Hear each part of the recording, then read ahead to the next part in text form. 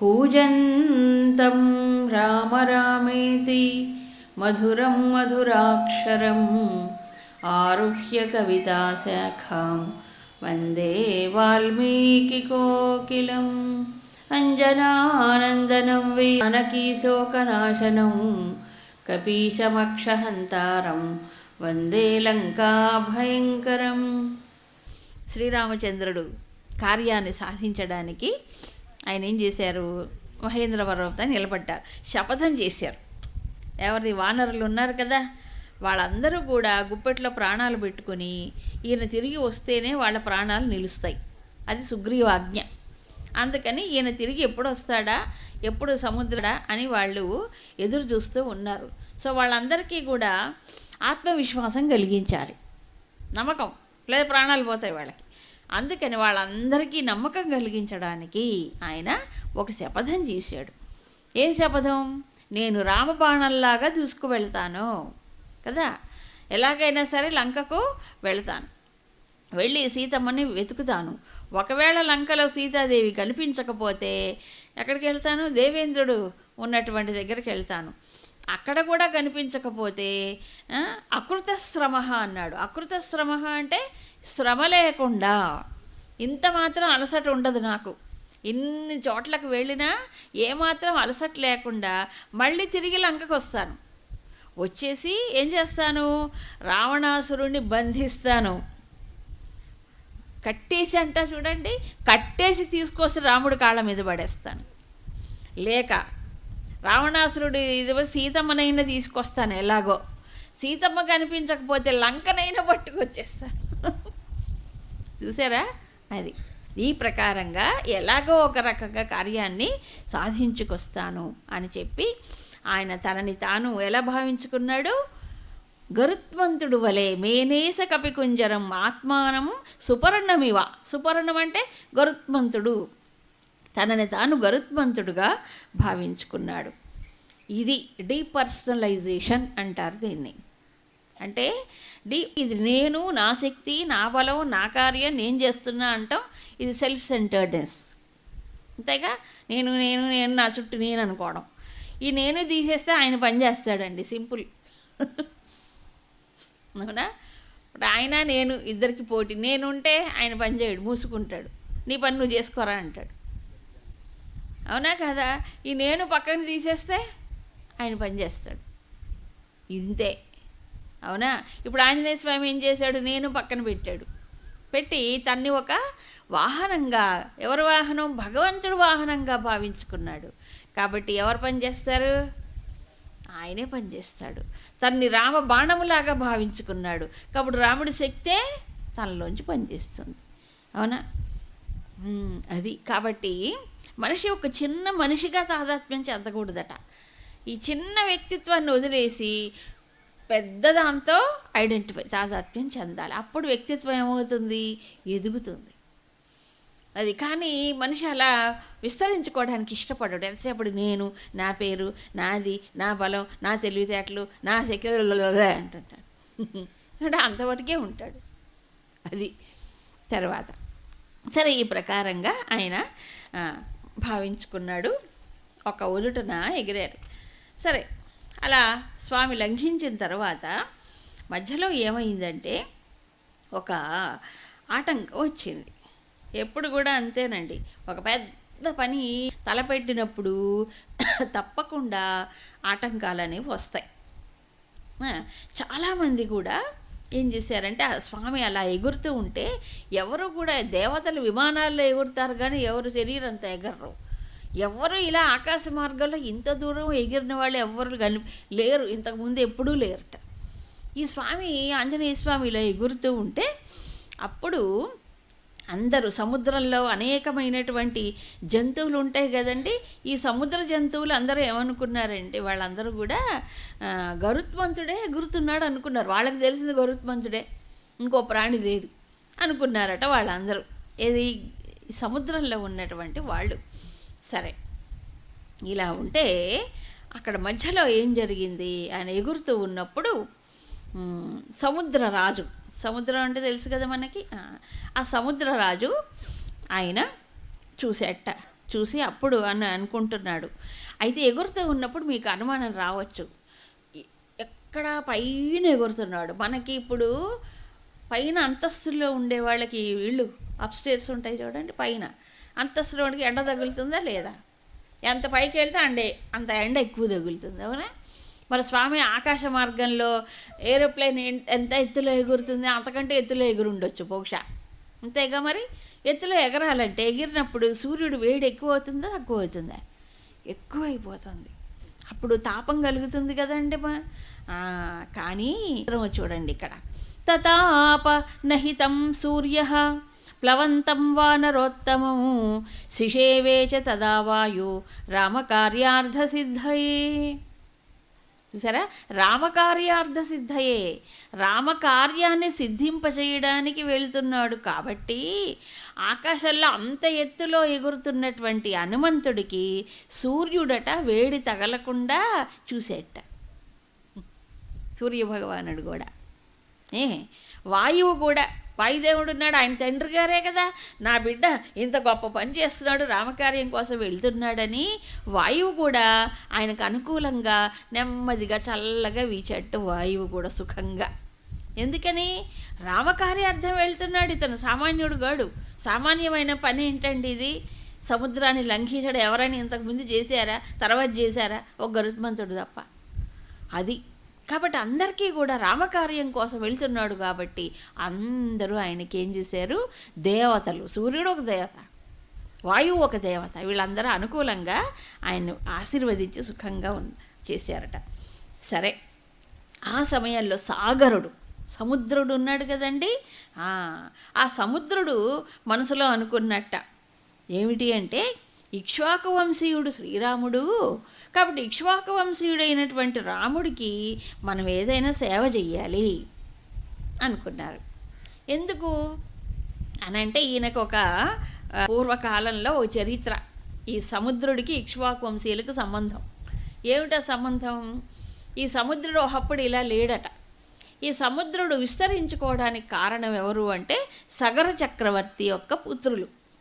సగర చక్రవర్తి కథ రామాయణంలో వస్తుంది, బాలకాండలో. ఆయన ఓ పెద్ద యజ్ఞం చేయాలనుకున్నాడు, అశ్వమేధ యాగం. మధ్యలో ఆటంకం వచ్చింది, దేవేంద్రుడు అశ్వాన్ని ఎత్తుకుపోయాడు. ఎందుకు? ఆయన పదవి పోతుంది కాబట్టి, ఇది మామూలే. అలా జరిగినప్పుడు ఆటంకం కలిగిస్తే ఆయనకి పదవి ఉంటుంది, లేదా పదవి పోతుంది. అందుకని అశ్వాన్ని దొంగిలించి ఎక్కడో పెట్టేస్తే అప్పుడు ఆయన ఏం చేశాడ, సగరుడు తన పుత్రులు ఉన్నారు, 60,000 మంది పుత్రులట, వాళ్ళందరినీ ఆదేశించాడు ఆయన, వెళ్ళి వెతుక్కురండి, యజ్ఞం ఆగిపోతుంది, చాలా అరిష్టం అది, అశ్వమేధ యాగం అంటే చిన్నదిగా చాలా పెద్దది, ఆగిపోకూడదు, అందుకని పంపించారు. సగరపుత్రులందరూ కూడా బయలుదేరి గుణపాలు అవి ఇవి ఆయుధాలన్నీ పట్టుకెళ్ళిపోయి మొత్తం తవ్వటం మొదలుపెట్టారట. అలా తవ్వగా సముద్రం ఏమైంది? విస్తరించుకుపోయిందట.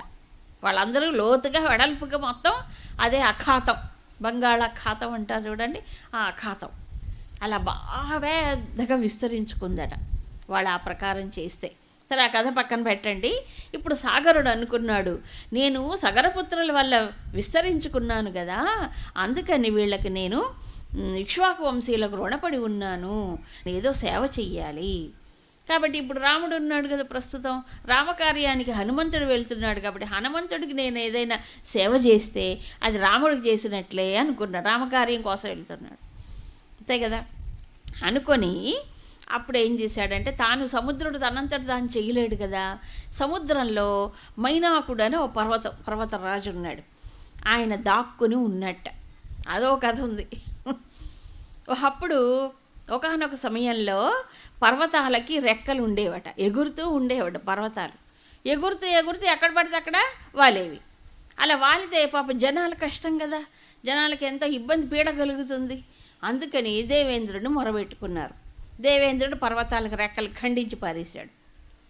పండిస్తే ఆ సమయంలో మైనాకుడు ఏం చేశాడంటే, పరిగెత్తుకుంటూ తన్ని రక్షించుకోవడానికి రెక్కలు ఖండించకుండా ఆయన పరిగెత్తుకుంటూ వెళ్ళిపోతున్నాడు.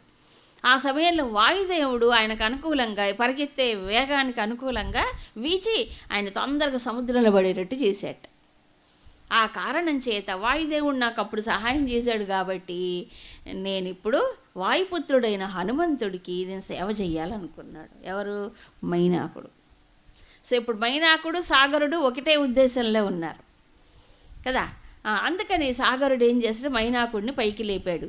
అయ్యా, వెళ్తున్నాడు వాయుపుత్రుడు, రామకార్యము, నువ్వు రుణపడి ఉన్నావు, నేను రుణపడి ఉన్నాను ఇక్ష్వాకు వంశీయులకి, ఇక సేవ చేద్దాం మనం. ఆయన వేగంగా అంత ఎత్తులో ఇంత పెద్ద సముద్రాన్ని దాటుకుంటూ వెళ్ళిపోతున్నాడు.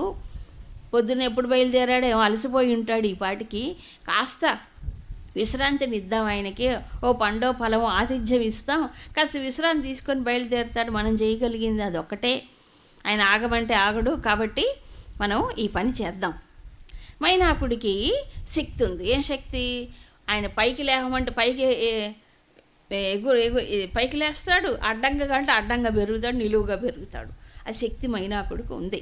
కాబట్టి నువ్వు లేచి ఈయనకి పూజ చెయ్యి, మనం ఆదరించాలి ఎన్ని అని చెప్పాడు. చెప్పి ఒక మాట చెప్తాడు. రామాయణం అంతా ధర్మ ప్రబోధకమే. కనీస ధర్మం ఏమిటి మానవులకని చెప్తోంది. ఈనాడు అది కూడా మర్చిపోయాడు. అందుకు రామాయణం చదువుకోవాలి. కనీస ధర్మం ఏమంటాడు? కురుసాచివ్యమస్మాకం ననః కార్యమతిక్రమేత్ కర్తవ్యమకృతం కార్యం సతాం మన్యుముదీరయేత్.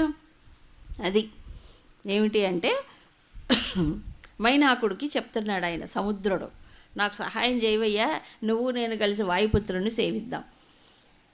చెయ్యవలసిన పని సరి అయిన సమయంలో చెయ్యకపోతే సత్పురుషులకి కోపం వస్తుందట.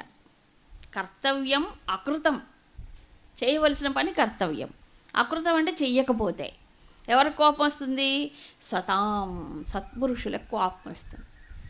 అంటే ఏంటి అర్థం? సత్పురుషుడు కూడా కోపం వస్తుంది. కోపం తెచ్చుకోవాలి కూడా, అవసరమైనప్పుడు అవసరమైనంత డోసు ఉండాలి, డోసు పెంచకూడదు. అవసరమైనప్పుడు అవసరమైన సమయంలో అవసరమైన వారిపైన కొంత ప్రదర్శిస్తారు ఎవరు? సత్పురుషులు కూడా. కాబట్టి సత్పురుషులకి ఎప్పుడు కోపం వస్తుంది? నువ్వు అక్కడ చేయాల్సిన కర్తవ్యం ఉంటే చెయ్యకపోతే మందలిస్తారా, మందలించరా? అది కోపం వస్తుంది. అందుకని ఈయన మనకు అతిథి, ఇప్పుడు నా మీద దాటిపోతున్నాడు కాబట్టి ఆయనకు మనము కాసేపు విశ్రాంతిని ఇవ్వటం మన కర్తవ్యం. తర్వాత మళ్ళీ చాలా దూరం ప్రయాణం చెయ్యాలి ఈయన, అందుకు అనేటప్పటికి సరే సముద్రంలో నుంచి మైనాకుడు అలా పైకి పెరిగాడు. బంగారు కొండ ఆయన, బంగారు వర్ణంలో తలతల మెరిసిపోతూ ఉన్నట్ట. అలా పైకి ఎగిరేటప్పటికి ఏమైపోయిందంటే ఈయన ఇలా వేగంగా సడన్గా ఒక అడ్డం వచ్చేసింది. ఆయన అలా పైకి ఎగిరిపోతూ ఉంటే కొండ పైకి లేచింది. ఏమిటబ్బా హఠాత్తుగా ఇదేమిటి, నా వేగానికి నా ప్రయాణానికి అడ్డం వచ్చింది ఏమిటి, విఘ్నం ఏదో ఇక్కడ కలుగుతోంది అని అనుకుని, ఆయనే మహాయోగీశ్వరుడు కదండి ఆంజనేయ స్వామి, అందుకని తన వక్షస్థలంతో ఢీకొన్నట్ట, చేత్తో కాదు ఇట్లా ఢీకొన్నట్ట కొండని. ఒకసారి ఢీకొనేటప్పటికీ ఆ పర్వతం ఏమైపోయింది తెలుసా అండి? ఊగిపోయింది. మైనాకుడే ఊగిపోయాడు. సరే ఆ తరువాత ఆయన చాలా సంతోషించాడు. ఇంత వేగవంతుడినా నన్నే కొండనే ఊపేశాడు. కొండ అంటే అచలం, కదలంది కొండ, అచలాన్ని చలింపజేశాడు. అంత గొప్ప బలవంతుడు, వీరుడు ఆంజనేయ స్వామి. చాలా సంతోషించి మైనాకుడు మనుష్య రూపాన్ని ధరించి ఆ కొండపై నిలబడ్డాడు. నిలిచి అప్పుడు హనుమంతుడికి దగ్గరగా వెళ్ళి నమస్కారం చేసి అన్నాడు, ఓ వానరవీరా, నీవు సామాన్యమైన పని చేయట్లేదు, ఎంతో గొప్ప పని చేస్తున్నావు, అలసిపోయి ఉంటావు, అందుకని కాసేపు విశ్రమించు స్వామి అని చెప్పి, ఈ సముద్రుడు మరి రుణపడి ఉన్నారు రాముడికి, నేను మీ తండ్రి వల్ల ఉపకారం పొందాను, రుణపడ్డాను అని చెప్పి ఒక మాట అంటాడు. నా ఆతిథ్యం స్వీకరించాల్సి ఉందమా అన్నదానికి ఓ ధర్మం చెప్తున్నాడు. కృతే చ ప్రతికర్తవ్యం ఏష ధర్మ సనాతనః సోయం తత్ప్రతికారార్థి త్వత్తః సమ్మానమర్హతి. ఒకప్పుడు పూర్వం ఇవన్నీ నీతులు చిన్నప్పుడు మనం చదువుకునే రోజులు క్లాస్ రూమ్లో చార్ట్లు పెట్టి రాయించేవాళ్ళు ఒకప్పుడు. ఇప్పుడేమీ నీతులు లేవు, నియమాలు లేవు. ఏమిటి? కృతేచ ప్రతికర్తవ్యం ఏష ధర్మ సనాతన. సనాతన ధర్మం ఏమిటట? మనం ఉపకారం ఇంకోళ్ళ ద్వారా పొందినప్పుడు మళ్ళీ తిరిగి ఏం చేయాలి వాళ్ళకి? ప్రత్యుపకారం. అవునా? ఉపకారం పొందిన వాడికి తిరిగి ఉపకారం చెయ్యాలి. ఉపకారికి ఉపకారము ఏమిటి? నెపమెల్లక చేయువాడు నేర్పరిసం. ఉపకారం నువ్వు పొందినప్పుడు మళ్ళీ తిరిగి ప్రత్యుపకారం చేయడం కనీస మానవ ధర్మం. ఇది సనాతన ధర్మం. ఉపకారమే చేయాలి, అపకారం పొరపాటును కూడా చేయకూడదు. ఇది చేతనైతే ఉపకారం చేయి, చేత కాకపోతే దండం పెట్టు, కనీసం కృతజ్ఞతతో ఉండు, మరవకూడదు చేసిన మేలు. అవునా? ఇప్పుడు అవకాశం వచ్చింది ప్రత్యుపకారం చేయడానికి. అందుకని ఇప్పుడు ఈ రఘువంశీయులైనటువంటి రాజులకి మేము మర్యాద చెయ్యాలి. శ్రీరాముడు రఘువంశీయుడు కాబట్టి ఇప్పుడు మిమ్మల్ని మేము గౌరవించాలి. విశ్రాంతి తీసుకోండి. ఇంత దూరంగా ఎత్తుగా ఎగురుతున్నారు, కొండపైన కాసేపు విశ్రమించి పండు ఫలము ఆరగించి తర్వాత మీరు బయలుదేరచ్చు అని ఆయన కోరుకున్నాడు, ప్రార్థన చేశాడు. చేసేటప్పటికీ అప్పుడు ఆంజనేయ స్వామి అంటారు ఏమిటంటే, మరి పర్వాలేదు మీరు ఇంకా మాట అంటాడు, వాయుదేవుణ్ణి నేను నిజంగా పూజించాలి, కానీ వాయుపుత్రుడు నిన్ను పూజిస్తే మీ తండ్రి గారు సంతోషిస్తారు, కాబట్టి నేను ఆయన్ని పూజించినట్లే అని ఎంతో ప్రీతిగా ప్రేమతో ఆయనకు ఆతిథ్యం ఇస్తాడు. ఇచ్చేటప్పటికి స్వామివారు ఏంటంటారంటే, ఇదే ఎవరో మనని సన్మానించి గౌరవించి ఆగవయ్యా కాసేపు కూర్చో విశ్రాంతి తీసుకో అని అడిగితే మనం ఏం చేస్తాం? వెంటనే అంతటి వాళ్ళు అడిగారు కదా, ఏదో కాసేపు పండు ఫలం తినమన్నారులే, కాసేపు కూర్చొని పండు తిని పోదాం, ఒక కాఫీ తాగి పోదాం అనుకుంటారా లేదా? మధ్యలో మజిలీలు కావాలి. అయితే స్వామి ఏమంటాడు చూడండి, అనడంలో చెప్పడంలో కూడా ఒక విధానం ఉంది. ఏమంటారు? ఏవముక్త కపిశ్రేష్ఠ తం నగోత్తమబ్రవీత్ ప్రీతోస్మి కృతమాతిథ్యం మన్యురేషోపనీయతాం. అది అయ్యా మైనాక నీవు ఆతిథ్యం ఇచ్చావు, ఇచ్చినట్లే అనుకుంటున్నా, నేను సంతోషిస్తున్నాను నువ్వు ఇచ్చిన ఆతిథ్యానికి. అయితే నేను ఆతిథ్యాన్ని స్వీకరించడానికి నాకు టైం లేదు, సమయం లేదు ఇప్పుడు. కాబట్టి నేను ఇక్కడ కూర్చొని పండ్లు తినలేదు నువ్వు పెట్టిందని కోపగించుకోకే, ప్రేమతో ఇస్తుంటే తీసుకోలేదు అని అంటావు, అలా అనుకోవద్దు. నేను స్వీకరించినట్లే నీ ఆతిథ్యం, నాకు చాలా సంతోషం అని ప్రీతోస్మి, ప్రీతి చెందాను. నువ్వు మాట అన్నావు చాలు, కానీ ఇక్కడ నేను కూర్చునే టైం లేదు కదా. అందుకని ఏమంటాడంటే, ఆయన ఎంత బిజీ షెడ్యూల్ పెట్టుకున్నారు ఆంజనేయ స్వామి. త్వరతే కార్యకాలో మే అహస్యాప్యతి వర్తతే ప్రతిజ్ఞా చ మయా దత్త నస్థాతవ్యమిహాంతరే. నాకు టైం మించిపోతోంది, నేను 10 నిమిషాలు ఇక్కడ ఆగితే బోల్డ్ దూరం నేను వెళ్ళిపోవచ్చు ప్రయాణం, కాబట్టి నాకు సమయం మించిపోతోంది, పగటి కాలం గడిచిపోతుంది, పగలు గడవక ముందే సూర్యాస్తమయం లోపే నేను వెళ్ళిపోవాలి లంకకి, అంతే కదండి, లేకపోతే ఎగరటం కష్టం కదా, సూర్యుడు అస్తమించే లంకకి నేను చేరుకోవాలి. ఇది ఆయనది. అందుకని నేను ఇక్కడ కూర్చొని పండు పొలాలు తినడానికి నాకు తీరిక టైం లేదు. పైగా నేను నా మిత్రులు వానరుల ఎదుట నేను ఒక ప్రమాణం చేశాను. ఏం ప్రమాణం చేశాడు ఆయన? శపథం. నేను రామబాణంలాగా దూసుకు వెళ్తాను అని చెప్పాడా లేదా? రామబాణం మధ్యలో ఆగుతుందండి? విశ్రాంతి తీసుకుంటుందా రామబాణం? తీసుకోదు కదా. కాబట్టి నేను రామబాణంలాగా వెళ్ళిపోతానని ప్రతిజ్ఞ చేశాను, కాబట్టి మధ్యలో ఆగటానికి వీల్లేదు. ప్లస్ సమయం కూడా మించిపోతోంది. అందుకని నేను ప్రీతి చెందాను, నువ్వు మాట అన్నావు చాలు అని చెప్పి ఆ మైనాకుడిని ఇలా చేత్తో స్పృశించి ఎగురుకుంటూ వెళ్ళిపోయాడు. ఇది మొట్టమొదటి ఆటంకం, కానీ ఆటంకంగా అనిపించదు. అవునా? ఆయన సాధించవలసినటువంటి బృహత్తరమైన కార్యానికి ఇది ఒక ఆటంకమే కానీ ఆటంకంలా కనిపించేది. ఇదేం ఆటంకం అండి? ఆతిథ్యం ఇస్తే స్వీకరించడం ఆటంకమా? ఆటంకమే. ఎందుకంటే ఒక్కొక్కసారి ఇప్పుడు స్వామి ఆంజనేయుడు రామకార్యం కోసం వెళ్తున్నాడు కాబట్టి వీళ్ళందరూ ఆయన ఏం చేస్తున్నారు? ఆయన గౌరవిస్తున్నారు, అంతే కదా. ఎందుకు? రాముడికి కార్యం ప్రతినిధిగా పోతున్నాడు, అక్కడ రామకార్యం కోసం పోతున్నాడు. కాబట్టి వాళ్ళందరూ కూడాను ఆయన్ని విశ్వాకుడు కానీ మైనాకుడు కానీ ఆయన్ని పూజించి గౌరవిస్తున్నారు. అవునా కాదా? కాబట్టి ఈ గౌరవం తనకే లభించింది అనుకుంటే ఏమవుతుంది? అప్పుడు ఏమవుతుంది? అక్కడే కూర్చుంటాడు. నన్ను గౌరవిస్తున్నారు, నాకు ఆతిథ్యం ఇచ్చారు కాబట్టి స్వీకరిద్దాంలే అనుకుంటాడు. కానీ ఆంజనేయ స్వామి అలాంటి వాడు కాదు. నేను రాముడికి ఎవరిని? ఒక పరికరాన్నే, రాముడికి ఒక వాహనాన్నే అనుకున్నాడు కదా ఆయన. భగవంతుడికి వాహనానికి పరికరానికి విశ్రాంతి ఏంటి? ప్రభు కార్యం చేయాల్సిందే, విశ్రాంతి లేదు. కార్యం అయ్యేదాకా విశ్రాంతి లేదు, అంతే కదా. అందుకని ఇది నా గొప్పతనం వల్ల నాకు వచ్చింది అనుకున్నప్పుడు మానవుడు విర్రవీగుతుంటాడు. అవునా? కాబట్టి పొగడతలకు పొంగిపోతుంటాడు, గౌరవం సన్మానం జరిగితే ఆహా ఆహా తబ్బిబ్బిపోతుంటాడు, అసలు కార్యాన్ని మర్చిపోతాడు. అవునా? కానీ హనుమంతుల వారు స్వామి కార్యానికే ప్రాముఖ్యత ఇచ్చాడు, స్వకార్యం లేదు.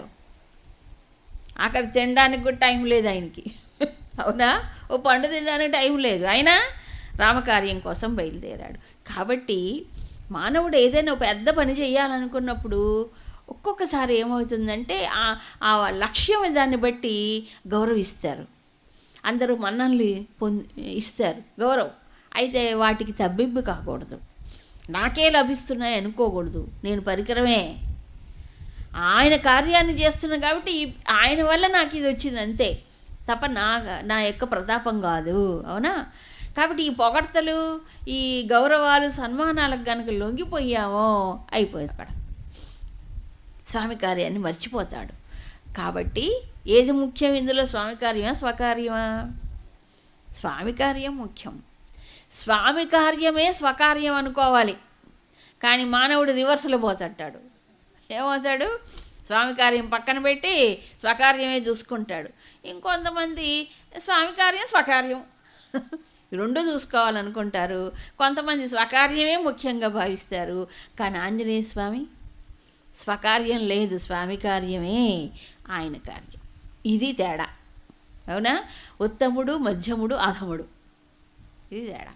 ఉత్తముడు స్వామి కార్యమే స్వకార్యంగా భావిస్తాడు. మధ్యముడు స్వామి కార్యము స్వకార్యము రెండు వేరువేరుగా చూసుకుని రెండు చూద్దాంలే అనుకుంటాడు. అధముడు స్వకార్యమే ముఖ్యం, స్వామి కార్యం పక్కన పెట్టేస్తాడు. అవునా కదా? అది సరే. ఆ ప్రకారంగా ఇంకొకటి, ఒక్కొక్కసారి సాధన ఆధ్యాత్మిక మార్గంలో కూడా సాధనలో కొన్ని చిన్న చిన్న సిద్ధులు లభిస్తాయి, ఏదో దర్శనాలు అవి ఇవి లభిస్తాయి. అవునా? గౌరవాలు ఇవన్నీ కూడాను లభించినప్పుడు దీనికి తర్వాత ధనం, ఎందుకంటే ప్రజలు ఉంటారు కదండి, కాబట్టి ధనం ఇస్తే మనకు మేలు జరుగుతుంది అంటారు. సిద్ధులు కానీ, ధనము కానీ, గౌరవాలు కానీ, కీర్తి ప్రతిష్టలు ఇవన్నీ నిజానికి సాధకుడికి ఆటంకాలు. వీటికి లొంగిపోకూడదు, వీటికి ఎరకాకూడదు. వస్తుంటాయి ప్రపంచంలో. వచ్చినప్పుడు ఏం చేయాలి? ఇవన్నీ కృష్ణార్పణం, భగవంతుడికి అర్పణ.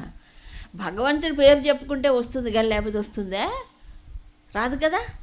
కాబట్టి భగవంతుడి యందు ఉండే గౌరవం చేత వీళ్ళకి ఈ సద్భావనలు కలిగాయి. అందుకని వీటికి గనక లొంగిపోయినట్లయితే, ఒకవేళ వశమైనట్లయితే, వాటికి ప్రాముఖ్యతనిచ్చినట్లయితే ఏమవుతుంది? రాను మనిషికి తనలో ఉండే శక్తి తగ్గిపోతుంది. కాబట్టి వాటి వైపు చూపు కూడా వేయకూడదట, కన్ను కూడా వేయకూడదట. ఎవరు ఆధ్యాత్మిక పురోగమనం కావాలంటే వాటన్నిటిని పక్కన పెట్టేయాలి, ఒక చూపు కూడా చూడకూడదు. ఎందుకు? లక్ష్యం ఏంటి? భగవంతుడే, భగవత్ కార్యమే అది. అలా ఒక ప్రతినిధిగా అంతదాకా ఎందుకండి? ఇప్పుడు ఈరోజు సాంఘిక వ్యవహారం చూద్దాం. ఇప్పుడు ఒకనొక దేశానికి ఒక ప్రతినిధి ఉన్నాడు. ఎంబసీ ఉంది కదా మనకి, అంబాసిడర్ అంటారు కదా, ఏమంటారు వాళ్ళని? ప్రతినిధే కదా. ఒక దేశం నుంచి ఒకనొక పని పైన గవర్నమెంట్ ఇంకో దేశానికి పంపిస్తుంది, వాళ్ళు ప్రతినిధులు అంటారు కదా. ప్రతి దేశానికి ఇంకో దేశంలో ప్రతినిధులు ఉంటారు. ఈ ప్రతినిధి మన దేశము తరఫున, మన గవర్నమెంట్ ప్రభుత్వం తరఫున వెళ్తాడు. కాబట్టి ఆయనకి ఏం చేస్తారు? అందరూ మనని ఇస్తారు, సత్కారాలు సన్మానాలు అని చేస్తారు కదా. అదే ఇండివిజువల్గా పోతే, ఒక్కడు పోతే, తన పేరు చెప్పుకొని పోతే ఎవరు పట్టించుకుంటారు? ఎవరు పట్టించుకోరు. అవునా? ఈ దేశానికి ప్రతినిధి కట్టి ఆయన గౌరవిస్తున్నారు.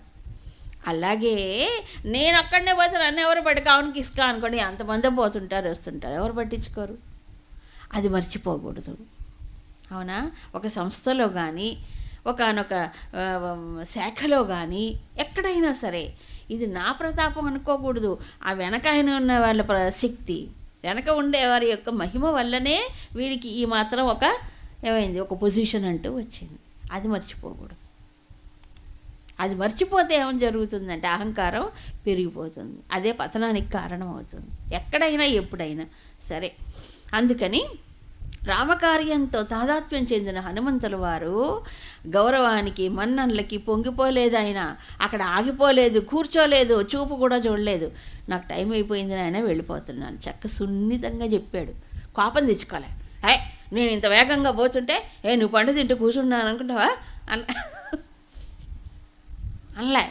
కోపం తెచ్చుకోలే, మందలించలేదు, కోపడలేదు, సున్నితంగా చెప్పాడు. నాయన నాకు టైం అయింది, నేను వెళ్ళిపోవాలి, రామకార్యం మించిపోతుంది, నేను సంతోషించాను నీ యొక్క ఆతిథ్యానికి, నువ్వు కోపగించుకోకే అని సున్నితంగా చెప్పేశాడు, వెళ్ళిపోయాడు. ఇది సో ప్రతి చిన్న విషయంలో ఆంజనేయ స్వామి ఆదర్శమే. అవునా? కొంతమంది రజోగుణం ఎక్కువ వాళ్ళు ఏంటది నీకు ఎట్లా కనిపిస్తున్నా, నన్ను కూర్చోమంటావు, నేను ఎంత బిజీగా ఉన్నాను అట్లా మాట్లాడేవాళ్ళు ఉంటారు. దానివల్ల ఏమిటి, వాడి మనసు బాధపడుతుంది. అవునా? దానివల్ల ప్రయోజనం లేదు. ఒకటే విషయాన్ని మనం ఎక్స్ప్రెస్ చేయడంలో, అంటే వ్యక్తం చేసే విధానములో అది ఆధారపడి ఉంటుంది. సాత్వికుడు ఒక రకంగా చెప్తాడు, రజోగుణం వాడు ఇంకో రకంగా చెప్తాడు. అవునా కదా? చెప్పడం ఒకటే, చెప్పే తీరు అవునా? ఏమ్మా ఇట్రండి కాస్త, ఇట్రమ్మా ఏంటి ఇట్రా అంటే తేడా లేదు చెప్పే విధానం. అది ఆంజనేయ స్వామి అందుకే గొప్ప రాయబారిగా ప్రసిద్ధి చెందాడు. అవునా? రామదాసు, రామబంటు, ఇంకెవరైనా దూత దౌత్య కార్యములో ఆయన మించిన వాళ్ళు లేడట. అందుకని దూతగా వెళ్ళేటప్పుడు తనకంటూ ఏం ఉండకూడదు. ఆ వెనక ఏ రాజుగారు అయితే ఉన్నాడో మహానుభావుడు, ఆయన యొక్క కార్యమే తనదయ్యి ఉండాలి. సరే, అప్పుడు విచిత్రం, స్వామి ఆయన వెళ్ళిపోగానే దేవేంద్రుడు వచ్చాడు అక్కడికి. దేవేంద్రుడు ఎవరు? ఒకప్పుడు కొండల రెక్కలు ఖండించినటువంటి దేవేంద్రుడు వచ్చి ఈ శైలేంద్రుడు మైనాకుడితో అంటాడు, హిరణ్యనాభ శైలేంద్ర పరితుష్టోస్మితే భృశం అభయం తే ప్రయచ్ఛామి తిష్ట సౌమ్య యథాసుఖం. ఆయన వచ్చి దేవేంద్రుడు, ఆయన పేరు హిరణ్యనాభుడు. ఎవరు? మైనాకుడికి ఇంకో పేరు, బంగారం ఇదిలో మెరిచిపోతూ ఉంటాడు. ఓ హిరణ్యనాభ, అలనాడు నేను రెక్కలు ఖండించడానికి వస్తుంటే నువ్వు భయపడి దాక్కున్నావు సముద్రంలో. ఈనాడు నాకు చాలా సంతోషంగా ఉంది. నీవు రామకార్యార్థం వెళ్తున్నటువంటి ఆంజనేయుడిని పూజించావు, మన్నించి సత్కరించి ఆతిథ్యం ఇచ్చావు, నాకు ఎంతో సంతోషమైంది. కాబట్టి నేను నీకు అభయం ఇస్తున్నాను, నా వల్ల నీకు ఇంకా భయమే ఉండదు, సుఖంగా ఉండు ఎక్కడైనా నువ్వు. వెంటనే ఫలితం కనిపించింది చూడండి. ఆయన చేసిన పని ఎంత ఆతిథ్యం స్వీకరించాడా? ఆంజనేయుడు స్వీకరించలే. మాట అన్నాడు, ఓ మంచి మాట, స్వామి విశ్రమించండి, తీసుకోండి ఫలాలు, అంతేగా. ఈ చిన్న పనికి వెంటనే ఆయన దేవేంద్రుడు వచ్చాడు, ఆయనకి ఫ్రీడమ్ ఇచ్చేశాడు. అవునా కాదా? దీనివల్ల ఏం తెలుస్తుంది చెప్పండి? చిన్న పని అయినా సరే, ఒక గొప్పవాళ్ళు గొప్ప పనులు చేస్తుంటారు, చిన్నవాళ్ళు చిన్న పనులే చేస్తుంటారు.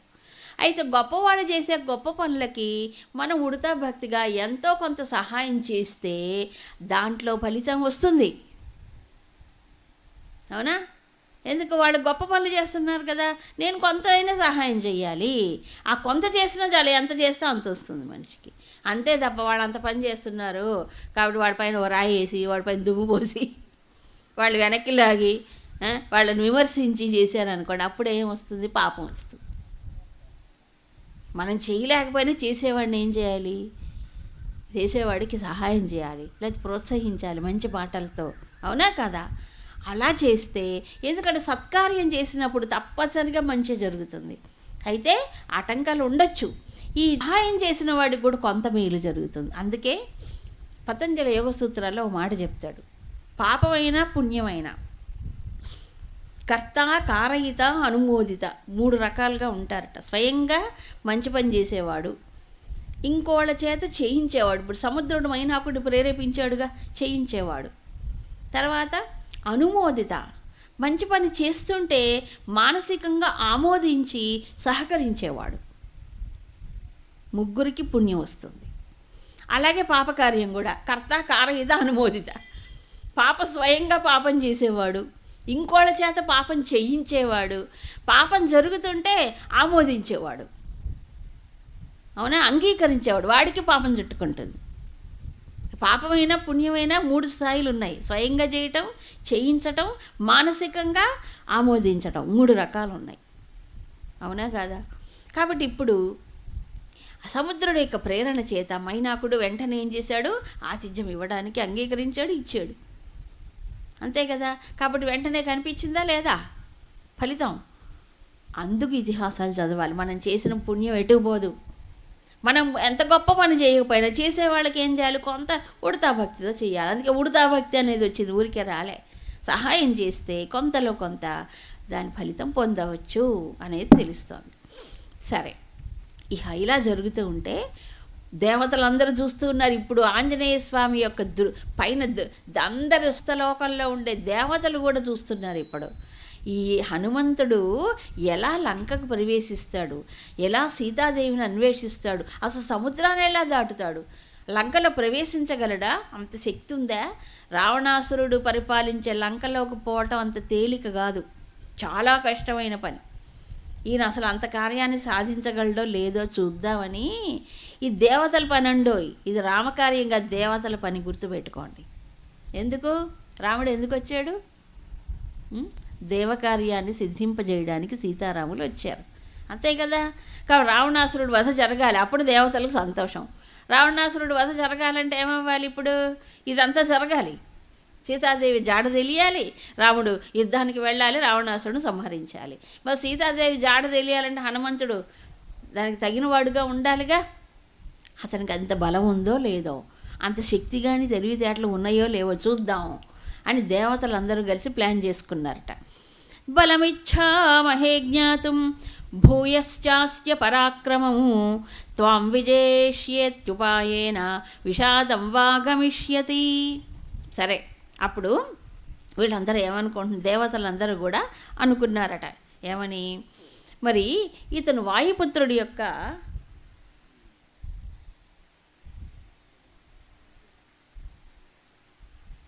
కూర్చోండి తొందర, ఎవరు మధ్యలో రాకూడదు. మీరు ఏమన్నా పెట్టాలంటే ముందు వచ్చి పెట్టండి, లేకపోతే లాస్ట్లో పెట్టండి, మధ్యలో రావద్దు. అందరూ గుర్తుపెట్టుకోవాలి, ఒక్కళ్ళు కూడా ముందుకు రాకూడదు. సరే, ఆంజనేయ స్వామి ఏం చేశా, వీళ్ళు దేవతలందరూ కూడా ఏం చేస్తున్నారు, ఇతనికి బలం ఉందా, పరాక్రమం ఉందా, తగిన తెలివితేటలు ఉన్నాయా లేవా, మనం పరీక్ష పెడదాం. పరీక్ష పెడితే ఇతను ఉపాయంతో జయిస్తాడా, లేకపోతే నాకు ఆటంకం వచ్చింది కదా అని దిగులు పడి దిగజారిపోతాడా, కృంగిపోతాడా చూద్దాం అని దేవతలు పరీక్ష పెడుతున్నారు. చూసారా, ఎవరికైనా పరీక్షలు తప్పవు. మానవ మాత్రలు తప్పుతాయా చెప్పండి? ఎవరికీ తప్పలేదు. రాముడికి తప్పిందా, సీతమ్మకి తప్పిందా చెప్పండి? ఎవరికి? ఈ విషయాలు తెలుసుకోవడానికే ఈ రామాయణం చదువుకోవాలి. చిన్న వాటికి ఇదైపోతుంటాడు మనిషి, అవునా కదా? పరీక్షలు వస్తాయి. ఏమండి, పరీక్షలు ఎవరికి? బళ్ళో చేరిన వాడికి, చేరని వాడికి. బళ్ళో చేరిన వాడికి పరీక్షలు, చేరకపోతే పరీక్షలే లేవు. ఇప్పుడు ఆంజనేయ స్వామి రాముడిని నమ్మి రామదూతగా, రామదాసుగా, రామకార్యం కోసం వెళుతున్నాడు కాబట్టి పరీక్ష మామూలుగా ఉంటే వచ్చేవి కావు, అంతే కదా? సరే, దేవతలందరూ ఆలోచించి సురస అనేటువంటి ఒక నాగమాత ఆమెని ప్రేరేపించి నువ్వు వెళ్ళు, ఆయనకు అడ్డుకో, మధ్యలో ఆయన ప్రయాణానికి ఆటంకం కలిగించు అన్నారు. అనేసరికి నాగమాత ఆవిడ మధ్యలో నిలబడింది, అదే ఈయన వెళ్ళే మార్గంలో నిలబడి. అప్పుడు ఆవిడ ఏం చేసిందంటే, ఓ వానరా, మరి దేవతలందరూ నాకు నిన్ను ఆహారంగా ఇచ్చారు, నిన్ను నేను భక్షించేస్తాను, నా నోట్లోకి వచ్చి ప్రవేశించు, నేను నిన్ను తినేస్తాను, నువ్వు ఇప్పుడు నాకు ఆహారం. అలా పెద్దగా నోరు తెరిచి అడ్డంగా నిలబడింది.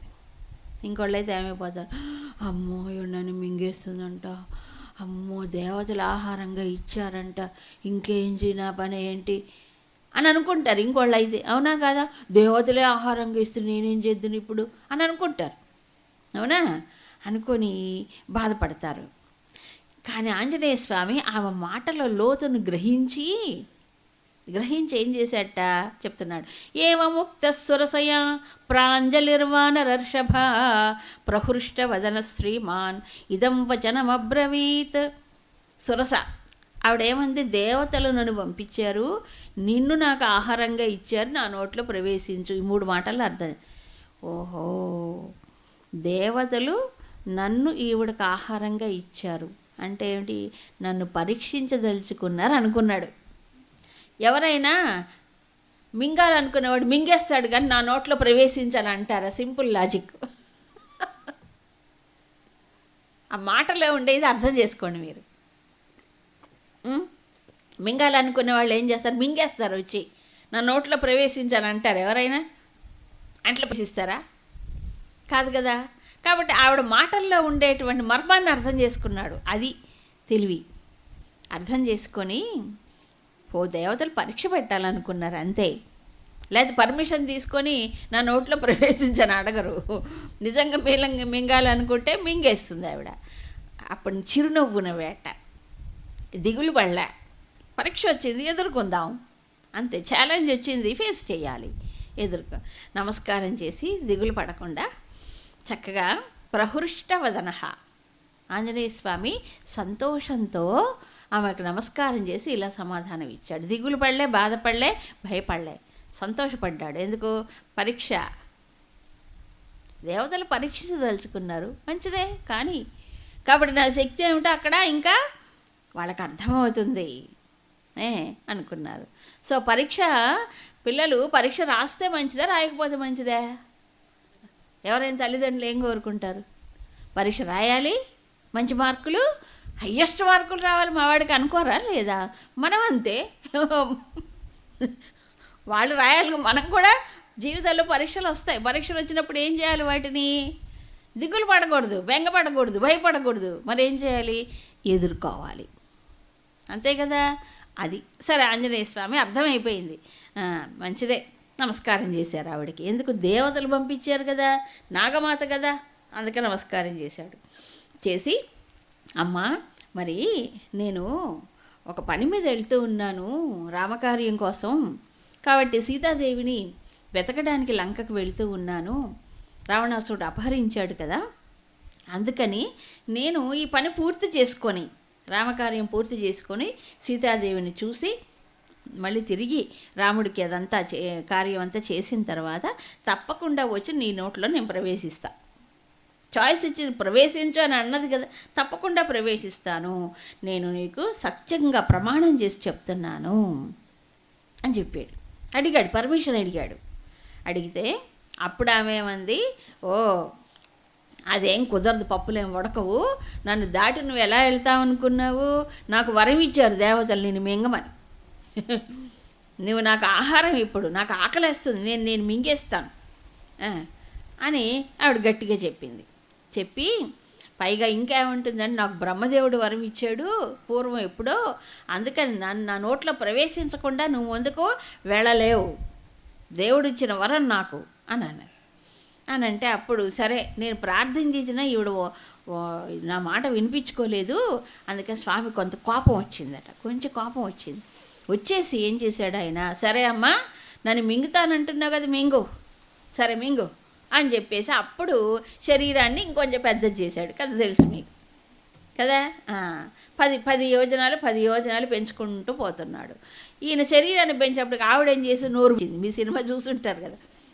మళ్ళీ స్వామి ఇంకా శరీరాన్ని పెంచాడు, మళ్ళీ ఆవిడ నోరు పెంచింది. ఇలా పోటీ పడి ఒకళ్ళకొకళ్ళు ఈయన శరీరాన్ని పెంచుతుంటే ఆవిడ నోరు ఇంకా పెద్ద చేస్తూ ఉంది. అలా చేసి చేసి చేసి ఈ సముద్రం ఎంత విస్తీర్ణం ఉంటుందో అంత పెద్ద శరీరం చేశాడు ఆంజనేయుడు. ఎత్తు ఎదిగేటప్పటికి ఈవిడగా నోరు పెంచి ఎంత అసలు మనం లెక్క పెట్టలేనంత శతయోజన విస్తీర్ణం అంత చూపించాడు.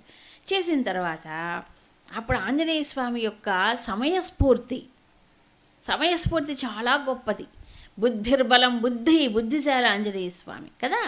అందుకని ఆయన ఆలోచించి నోట్లో ప్రవేశించమన్నది ఈవిడ అంతే కదా, ప్రవేశిద్దాం బయటకు వద్దాం అనుకున్నాడు.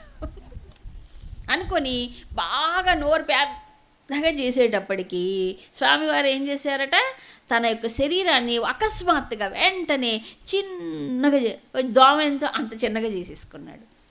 చిన్న కుంచుకుపోయి తగ్గించుకొని అంత పెద్ద నోరు, ఈవిడ నోరు తెరిచే ఉంది ఎప్పుడు వస్తాడో లోపలికని తెరిచే ఉండేటప్పటికి ఇంత చిన్న దోమలాగా అయిపోయి పోయి ఇట్లా వచ్చేసాడు. అంతే. అంత పెద్ద విస్తీర్ణంలో, ఇప్పుడు ఇంత పెద్ద విస్తీర్ణంలో దోమ ఎగిరితే మనకి ఏమైనా తెలుస్తుందా చెప్పండి? అట్లాంటిది అన్ని యోజనాలు ఆవిడ నోరు తెరుచుకొని ఉంటే ఇలా వెళ్ళి ఇలా వచ్చేసాడు. అంతే క్షణంలో బయటకు వచ్చేసాడు. బయటకు వచ్చి నమస్కారం చేసి ప్రవిష్టోస్మి దేవకం దాక్షాయణి నమోస్తుతే గమిష్యే యత్ర వైదేహి సత్యం చాసీద్వరస్తవా. అమ్మ ఓ దాక్షాయణి, ఆవిడ పేరు దాక్షాయణి, దక్షపుత్రికట ఆవిడ కూడా. ఓ దాక్షాయణి, మరి నువ్వు నోట్లో ప్రవేశించమని చెప్పావు కదా, నేను ప్రవేశించానమ్మా, చూసావుగా నీ నోట్లో ప్రవేశించాను, వచ్చేసాను. కాబట్టి ఇప్పుడు అమ్మ సీతాదేవి ఎక్కడుందో అక్కడ వెతకడానికి నేను వెళ్తున్నాను, కాబట్టి నా పని అయిపోయింది, మీ దేవతలు నీకు ఇచ్చిన వరం పూర్తి అయిపోయింది అన్నాడు. అది సమయస్ఫూర్తి, అవునా కాదా? తెలివితేటలు. తనకున్నటువంటి యోగశక్తిని అక్కడ ఉపయోగించాడు. యోగశక్తిలో ఏముంటాయి? శరీరాన్ని పెద్దగా చేయటం, శరీరాన్ని కనిపించకుండా చేయటం, శరీరాన్ని చిన్నగా చేసుకోవడం, ఇవన్నీ యోగశక్తులే ఉన్నాయి. ఈ యోగశక్తుల్ని అక్కడ ఉపయోగించాడు ఆయన, అవునా కదా? పెద్దగా చేశాడు, మళ్ళీ చిన్నగా చేశాడు, అది ఉపయోగించుకున్నాడు. తర్వాత వచ్చేటువంటి ఆటంకాలు రివర్స్లో పోతుంది. ఇదే వచ్చేసాడు. వచ్చి అప్పుడు నమస్కారం చేసేటప్పటికి మళ్ళీ మామూలుగా ఆంజనేయ స్వామి ఎగరటానికి అనుకూలమైన రూపాన్ని ధరించాడు. ధరించిన తర్వాత ఆవిడ చాలా సంతోషించింది ఇతని తెలివితేటలకి. భలే తెలివి కలవాడు, నోరు పెంచమన్నాడు, పెంచినట్టే పెంచి తానేమో తగ్గించుకొని బయటకు వచ్చేసాడు అని చెప్పి, నాయన ఇప్పుడు ఆశీర్వదిస్తుంది ఆవిడ, మరి నీ కార్యసిద్ధికి సుఖంగా నువ్వు వెళ్ళిరా అని చెప్పి ఇంకో మాట కూడా అంటుంది. సమానయస్వ వైదేహీం రాఘవేణ మహాత్మన. ఆ సీతాదేవిని శ్రీరాముడితో ఏకంచి నువ్వు హాయిగా నీ కార్యాన్ని సాధించుకో, ఆశీర్వదిస్తుంది. ఇప్పుడు ఏదైతే ఆటంకంగా కనిపించిందో అది ఇప్పుడు ఏమైపోయింది? దానికి ఆశీర్వాదం అయిపోయింది, అవునా కాదా? అట్లాగే అది దిగులు పెట్టుకున్నాడు అనుకోండి, ఏమైపోయేవాడు? అయిపోయాడు. దిగులు పెట్టుకోలే, బాధపడలే. పరీక్షని ఉపాయంతో ఎదుర్కొన్నాడు. అది ఆ సమయస్ఫూర్తి, ఆ బుద్ధి, ఆ బలము, ఆ శక్తి ఆయనలో ఉంది. సరే, ఇక బయలుదేరిపోతున్నాడు స్వామి. సముద్రాన్ని ఎగురుతూ ఉన్నాడు, పైన ఎగురుతూ ఉంటే అప్పుడు ఇంకో ఆవిడ కింద సముద్రంలో ఉంది. ఆమె చూసి సింహికా నామ రాక్షసి. ఇందాక ఎవరు? దేవతలు పంపించిన నాగమాత. ఇప్పుడు ఓ రాక్షసి. ఆ రాక్షసి చూసింది. ఆవిడ కూడా కామరూపిణి, పెరగగలదు, తగ్గగలదు, అన్ని శక్తులు ఉన్నాయి. చూసి అబ్బా పైన ఏదో పెద్ద జంతువు ఎగురుతోంది, స్వామి వానర రూపంలో ఉంటాడు కదా, జంతువు ఎగిరిపోతుంది పైన, నాకేమో చాలా కాలానికి ఆహారం దొరకట్లేదు ఆవిడకి. మంచి భోజనం దొరికింది ఇవాళ నాకు. మామూలుగా వేటాడే జంతువులు అనుకుంటాయి కదా, మంచి భోజనం దొరికింది, వీడిని తినేద్దాం అనుకుంది. ఆవిడకు శక్తి ఉంది. ఆ సింహకి ఏం శక్తి? నీడను పట్టుకొని లాగేస్తుంది. ఆవిడకి ఆ శక్తి ఉంది. ఆ రాక్షసికి ఉంటాయి కదా ఒక్కొక్కటి శక్తులు, నీడను పట్టుకొని లాగే శక్తి ఉంది. హనుమంతుడు ఇలా వేగంగా వెళ్ళిపోతూ ఉంటే ఏమైపోయింది? జంతువు అక్కడ అది కనిపించింది. వేగం వెళ్ళిపోతున్నాడు కానీ ముందుకు వెళ్ళలేకపోతున్నాడు. ఎంత ప్రయత్నం చేసినా ముందుకు వెళ్ళట్లేదు. ఎందుకు? ఇది లాగుతుంది కదా, నీడబట్టి లాగుతూ ఉంటే ముందుకు వెళ్ళటం సాధ్యం కాదు కదా. ఎందుకు, ఏం జరుగుతోంది అని అటు ఇటు చూశాడు, ఎక్కడ ఏం కనిపించలే. కింద చూశాడు, ఆ సముద్రంలో రాక్షసి కనిపించింది. కనిపించేటప్పటికి వెంటనే ఫ్లాష్ మెరుపులాగా ఆయనకి మెరిసిందట. ఎక్కడ? మెదడులో. ఏమిటి గుర్తొచ్చింది? తం దృష్ట్వా చింతయామాస మారుతిర్వికృతాననం కపిరాజేన కథితం సత్వమద్భుత దర్శనం ఛాయాగ్రాహి మహావీర్యం తదిదం నాత్ర సంశయ. వెంటనే ఆయనకి అనుకున్నాడు, కపిరాజేన కథితం. కపిరాజు ఎవరు? సుగ్రీవుడు. సుగ్రీవుడు వీళ్ళందరూ వానరులందరూ 4 వైపులా వెళుతున్నారు కదా, బయలుదేరి సీతాన్వేషణ కోసం వెళుతున్నప్పుడు ఒక్కొక్క జట్టు వాళ్ళని కూర్చోబెట్టి ఏ జట్టు వాళ్ళు ఏ దిక్కులో వెళ్తున్నారో ఆ దిక్కులో ఏమేం పర్వతాలు, ఏం నదులు వస్తాయి, ఏం ఆటంకాలు వస్తాయి, ఎట్లా ఆ వివరాలన్నీ చెప్పేట. ఎవరు? సుగ్రీవుడు. ఆయనకంత భౌగోళిక పరిజ్ఞానం ఉంది. భౌగోళిక పరిజ్ఞానం అంటే ఈ ప్రపంచంలో ఎక్కడెక్కడే ఉన్నాయో అన్నీ కపిరాజుకు తెలుసు. సుగ్రీవుడికి అంత నాలెడ్జ్ ఉంది. మనం ఉట్టి కోతులు అంటాం, ఉట్టి కోతులు గారు వాళ్ళందరూ అదే దైవాంశ సంభూతులే, వానర రూపంలో ఉన్నారు అంతే. సూర్య అంశతో పుట్టాడు ఇవుడు అయినా. కాబట్టి మొత్తం ఆయనకి భౌగోళిక జ్ఞానం ఉంది, పరిజ్ఞానం. ఆయన అప్పుడే చెప్పేట, సముద్రం ఉన్న దక్షిణ దిక్కుగా వెళ్ళేవారికి చెప్పేట, సముద్రం వెళ్తూ ఉంటే ఛాయాగ్రాహి అనేది ఒకటి వస్తుంది, రాక్షసి, చాలా పెద్ద మంచి పరాక్రమవంతమైన ఓ శక్తి, అది ఛాయను బట్టి లాగుతుంది అని చెప్పేట. వెంటనే స్వామికి స్ఫురించింది, ఇది రాక్షసి కాబట్టి ఎంతోమందిని చంపేసి ఉంటుంది ఈ పాటికి, అందుకే నన్ను కూడా లాగుతుంది చంపడానికి అని చెప్పేసి ఆయనకి వెంటనే గుర్తొచ్చింది. ఇదేం శక్తి? మేధాశక్తి, ధీశక్తి. అంటే అప్పటికప్పుడు ఎలా ఆలోచించాలనుకోండి, ధీశక్తి. మేధాశక్తి అంటే ఇంతకుముందు విన్నది అవసరానికి వెంటనే స్ఫురణకు రావటం. స్ఫురించొద్దు, మనం ఎన్నో వింటాం, ఎన్నో తెలుసుకుంటాం, మనకు అవసరానికి ఏమి గుర్తురావు, మర్చిపోతుంటాం. అవునా కాదా? మనకి ఎంత జ్ఞానం ఉన్నా, ఎన్ని విన్నా, ఎన్ని చదివినా సమయానికి అవసరమైన విషయం గుర్తు రావటం మేధా సంపద, మేధాశక్తి. సో హనుమంతుడికి గొప్ప మేధాశక్తి ఉంది. కాబట్టి వెంటనే ఏం చేశాడు ఆయన? ఇది ఛాయను బట్టి లాగుతుంది కాబట్టి రాక్షసి, కాబట్టి దీన్ని చంపేయాలి. ఇందాక నాగమాత దేవతలు పరీక్షించడానికి పంపించారు కదా, ఆవిడ విషయంలో ఏం చేశాడు ఆయన? దేవమాత నాగమాత కాబట్టి నమస్కారం చేశాడు, దేవతలు వచ్చారు. ఇది రాక్షసు కాబట్టి ఏం చేశాడు? చంపేయాలి దీన్ని అది విచక్షణ. దాన్ని చంపాలంటే ఏం చేయాలి? అప్పుడు అది ఆల్రెడీ నోరు తెరిచే ఉంది, అవునా? కాబట్టి ఆయన ఏం చేశాడంటే, పెద్దగా ఆయన ఎంత శరీరం ఉందో అంత శరీరం నోరు తెరిచింది. అది దానికి కూడా శక్తి ఉంది కాబట్టి తెరిచేటప్పటికీ ఆయన ఏం చేశాడు? చిన్న శరీరాన్ని చేసుకొని లోపలికి వెళ్ళిపోయాడు కదా. లోపలికి వెళ్ళిపోయిన తర్వాత శరీరాన్ని పెంచేశాడు. దాని లోపలికి వెళ్ళిపోయి శరీరాన్ని పెంచేస్తే అప్పుడు ఏమవుతుంది?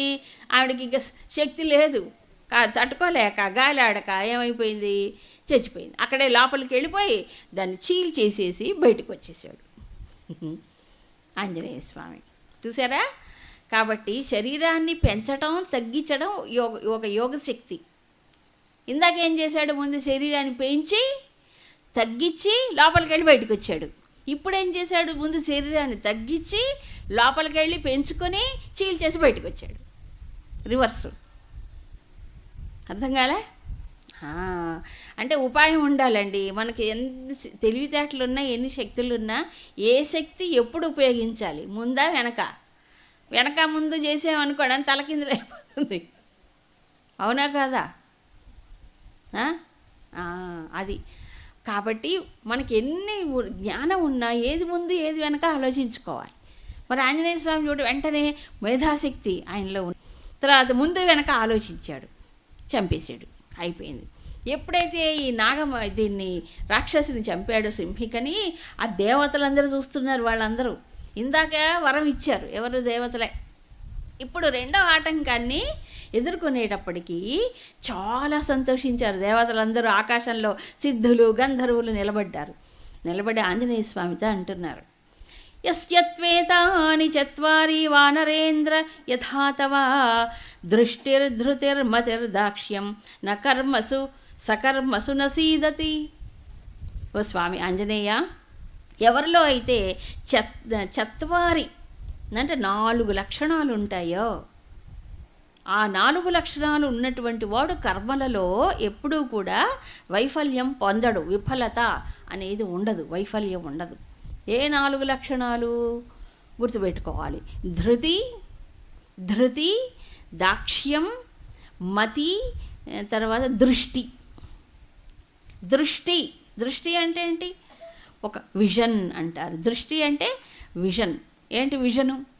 దేని గురించి విజను అంటే మంచి విజన్ అంటే ఏంటి? దృష్టి, దూరదృష్టి అంటారు చూడండి, అది ఉండాలి మనిషికి. మంచి ఆలోచన శక్తి. రెండవది ధృతి అంటే ధైర్యం ఉండాలి మనిషికి. ఇక మూడవది బుద్ధి, సమయస్ఫూర్తి అంటారే, ఎప్పుడు ఏది అనేది అది ఉండాలి బుద్ధి. దాక్ష్యం అంటే నేర్పు, అది కూడా కావాలి. ఈ 4 లక్షణాలు ఉన్నవాడు ఏ కర్మలో వైఫల్యం పొందడు. నీలో ఈ 4 ఉన్నాయి కాబట్టి నువ్వు చేపట్టిన పనిలో ఏమాత్రము నీకు వైఫల్యం అనేది రాదు. తప్పకుండా నీ పని నెరవేరుతుంది. దేవతలందరూ సంతోషించి ప్రశంసించారే. సరే, అయిపోయిన తర్వాత ఇప్పుడు ఎన్ని ఆటంకాలు ఎదుర్కొన్నారైనా? 3. సురస, సింహిక, మైనాకుడు ముందే అయిపోయింది. మొదటిదేమో మైనాకుడు ఆతిథ్యం ఇచ్చి గౌరవించి సన్మానించాడు, దానికి పొంగిపోలే. రెండవది దేవతలు పరీక్షించదలుచుకున్నారు, అప్పుడు కృంగిపోలే, పొంగలేదు కొంగలేదు. ఇప్పుడు సింహిక నీడబట్టి లాగి చంపడానికి సిద్ధమైంది. అప్పుడేం చేశాడు? తన శక్తిని, తన యొక్క యోగశక్తిని, పరాక్రమాన్ని రెండింటిని చూపించి ఉపాయంతో దాన్ని చంపేసి బయటకు వచ్చేసాడు. అందరికీ ఒకటే పని చేయదు కదా. పెళ్ళికి చావుకు ఓ మంత్రం చెబుతారు ఎవరైనా? దేవతల దగ్గర ఒక ఉపాయం, రాక్షసుల దగ్గర ఒక పని. రాక్షసులు సంహరించాలి, దేవతలకి చేయకూడదు. ఎందుకు? దేవకార్యం కోసమే కదా రాముడు వచ్చాడు. కాబట్టి నమస్కారం చేసి చల్లగా ఉపాయంతో బయటపడ్డాడు అక్కడ. అవునా కాదా? కాబట్టి ఎక్కడ దండించాలో, ఎక్కడ వంగాలో అక్కడ వంగాలి. అది స్వామి చేశాడు. తర్వాత ఎప్పుడైతే ఆయన ఈ మొత్తం సముద్రాన్ని లంఘించేశాడు, అయిపోయింది, సముద్ర లంఘనం అయిపోయిన తర్వాత ఇప్పుడు సముద్రాన్ని లంఘించేటప్పుడు ఆయన శరీరం ఎంత ఉంది? పెద్ద శరీరం, పర్వతాకారుడు అయిపోయాడు, చాలా పెద్ద శరీరం. అప్పుడు సముద్రాన్ని దాటి ఈ పక్కకు వచ్చేటప్పటికి అప్పుడు మనసులో అనుకున్నారు, నేను ఇంత పెద్ద శరీరంతో లంకలో ప్రవేశిస్తే ఈ రాక్షసులందరూ చూసి ఎవడబ్బా వీడు, ఇంత పెద్ద శరీరం ఉంది అనుకొని అందరి దృష్టి నా పైన పడుతుంది. కాబట్టి ఇంత పెద్ద శరీరంతో లంకలో సీతమ్మని వెతకూడదు అనుకొని ఏం చేశాడు అప్పుడు ఆంజనేయ స్వామి తెలుసా? తన శరీరాన్ని తగ్గించుకున్నాడు. ఎంతో పెద్ద శరీరాన్ని తగ్గించుకున్నాడు. మామూలు సహజమైన రూపం ఉంటుంది కదా, ఆ రూపానికి వచ్చేసాడు ఆయన.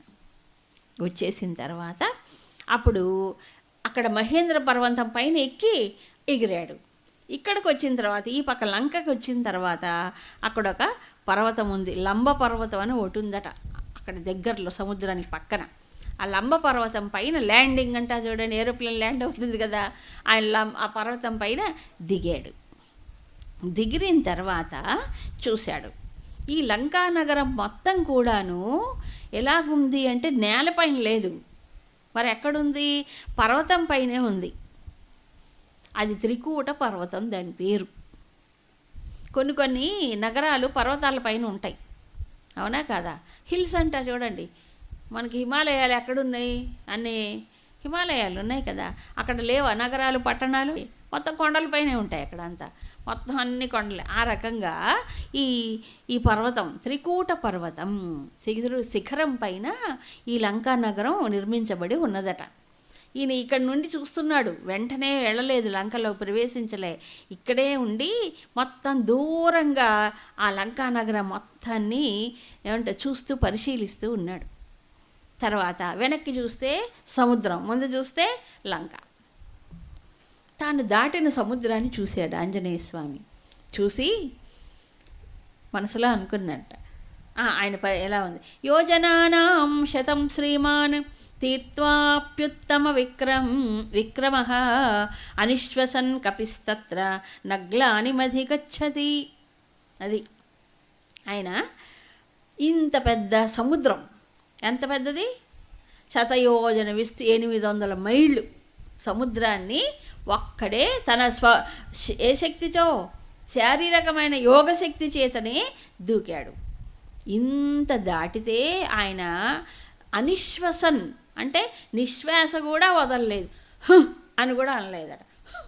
మనం ఏం చేస్తాం, 4 అడుగులు గట్టిగా వేగంగా వేస్తే మనిషికి ఇప్పుడు ఆయాసం వస్తుంది, 4 మెట్లు ఎక్కితే దిగితే ఆయాసం వస్తుంది. 100 యోజనాలు దూకిన ఆయనకి నిశ్వాస నిట్టూర్పు రాలేదట. అంతేకాదు నా గ్లానిమధి గచ్చది, ఇంత కూడా అలసటే కనిపించలేదట. ఆయన అలసటే లేదు కదా, అది శక్తి. ఎంత పెద్ద చేసినా అలసట లేనటువంటి ఒక శక్తి. ఇంకోటి ఏంటంటే ఉత్సాహం, కేవలం యోగశక్తి కాదు, ఉత్సాహం. సరే, అప్పుడు అనుకున్నాడు సముద్రాన్ని చూసి, ఇదేం సముద్రంలే, నేను చేసిన పని ఇంత చిన్న పనే, ఇలాంటి సముద్రాలు ఎన్నో వందలైనా ఇంకా దాటగలను అనుకున్నట్టు.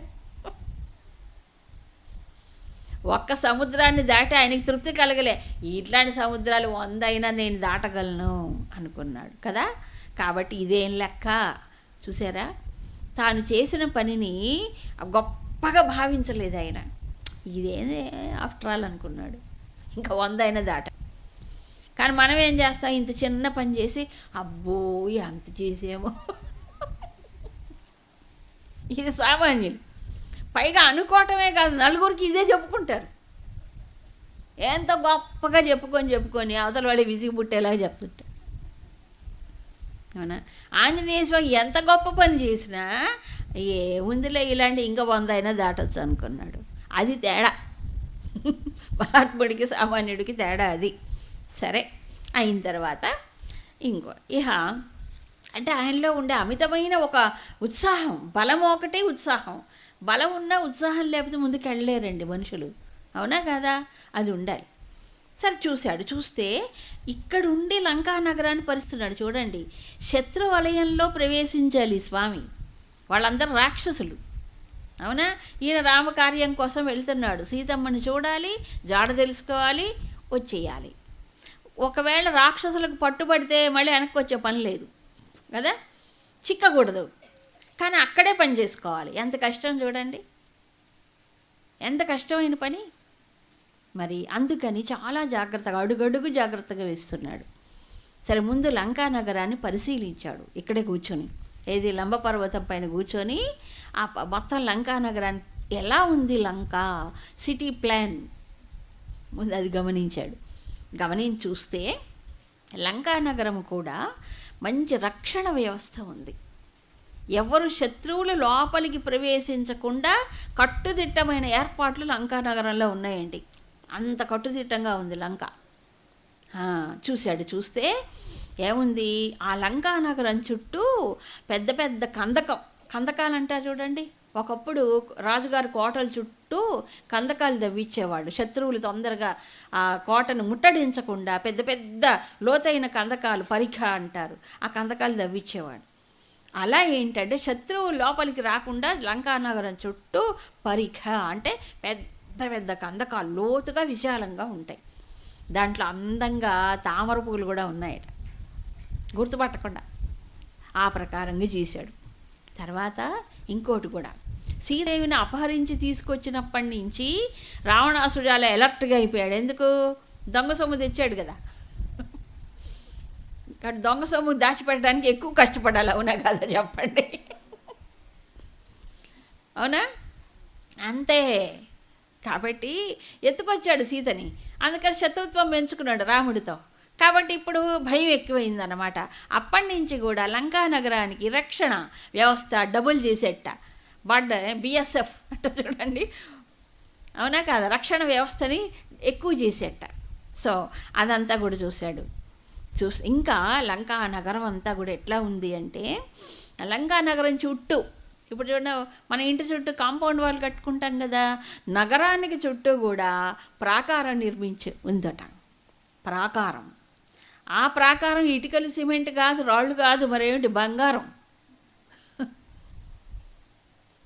మరి ఆ లంక ఎట్లా ఉందో ఆలోచన. బంగారంతో, బంగారం పూత కాదండి, ఇటుకలు బంగారమే మొత్తం. బంగారముతో ప్రాకారం నిర్మించబడిందంటే సంపద ఎంత ఉండాలో ఆలోచించండి. లంకా నగరంలో ఎంత సంపద ఉండాలి, అవునా? ఇంతకీ ఇంత గొప్ప సుందరమైనటువంటి ఇంత వైభవంగా ఉండే లంకని రావణాసుడు నిర్మించాడా? అబ్బే కాదు. మరెవరు? కుబేరుడి యొక్క నగరం. కుబేరుడు లంకా నగరాన్ని నిర్మించుకున్నాడు తన కోసం. కుబేరు మీకు తెలుసు ఎవరు? కుబేరుడు ఖజానా కదా, కోశాధికారి, దేవతలకి కోశాధికారి ఆయన. ఎవరు? కుబేరుడు. అందుకే కుబేరుడు యంత్రాలు పెట్టుకుంటున్నారు అందరు దేనికోసం? అది ఉత్తర దిక్కుకు అధిపతి, అందుకే బీరువాలు పెట్టుకుండే ఉత్తర దిక్కు. ఇప్పుడు ఆ కుబేరుడు నిర్మించుకున్నాడు తన వైభవం కోసం, ఆయన నిర్మించుకున్నాడు ఆ లంకని. ఈ రావణాసురుడు ఏం చేశాడు తెలుసా అండి? కుబేరుడు ఇతనికి ఒక రకంగా చెప్పాలంటే ఔరసపుత్రుడు విశ్రవసుడికి. ఆయన అన్నదమ్ములు అంటారు చూడండి, అన్నదమ్ముల వరుసే వీళ్ళిద్దరు కూడా. విశ్రవసుడి యొక్క అనుగ్రహంతో కైకసి ద్వారా పుట్టాడు రావణాసురుడు కానీ వీళ్ళందరూ ముగ్గురు కూడా, కుంభకర్ణుడు వీళ్ళందరూ. ఇదే విశ్రవసుడికి మరొక సంతానం ఆయన అంశతో పుట్టినవాడు. ఆయన ఎవరు? కుబేరుడు. సో వీళ్ళిద్దరు అన్నదమ్ముల వరుస, ఒకే తండ్రి యొక్క ఇది ఒకటే కాబట్టి అన్నదమ్ములే అవుతారు. అది లక్ష్య పెట్టలే. వీడు రాక్షసుడు అయిపోయాడు. ఎవరు? రావణాసురుడు అయిపోయి తనకు ఒకే తండ్రి కదా కాబట్టి అన్నదమ్ములు అవుతారు కదా, అది కూడా లెక్క పెట్టకుండా తన భుజబలం వచ్చేటప్పటికి వరగర్వం పెరిగి అప్పుడు కుబేరుణ్ణి ఓడించి లంకా నగరాన్ని స్వాధీనం చేసుకున్నాడు. అంతే తప్ప న్యాయంగా వచ్చింది ఏం కాదు. అన్యాయంగా తను ఆక్రమించుకున్నాడు లంకని. అది కాబట్టి ఆ లంకా నగరం అంతా కుబేరుడు వల్ల కాబట్టి అందు బంగారంతో నిర్మించబడింది. తర్వాత ఆ నగరం శోభ ఎంత గొప్పదంటే రోజు కూడా తోరణాలతో అలంకరించుకునేవారు. మన ఇంటికి ఎప్పుడో పండగ తోరణం కట్టుకోవడం కష్టం. అట్లాంటిది ఏది ఆకుల తోరణాలు కాదు, బంగారు తోరణాలే. ఆ లంకా నగర వైభవం అలాంటిది. చాలా వైభవంగా ఉంటుంది. ఎంత వర్ణించారో దీంట్లో. పైగా దీన్ని నిర్మించింది ఎవరు అంటే ప్లాను విశ్వకర్మ చేతి, దేవతల శిల్పి కదా విశ్వకర్మ, కుబేరుడు కాబట్టి ఆ విశ్వకర్మ చేత చక్కగా నిర్మించబడింది లంక. అందుకని ఎంతో అద్భుతంగా ఉంది.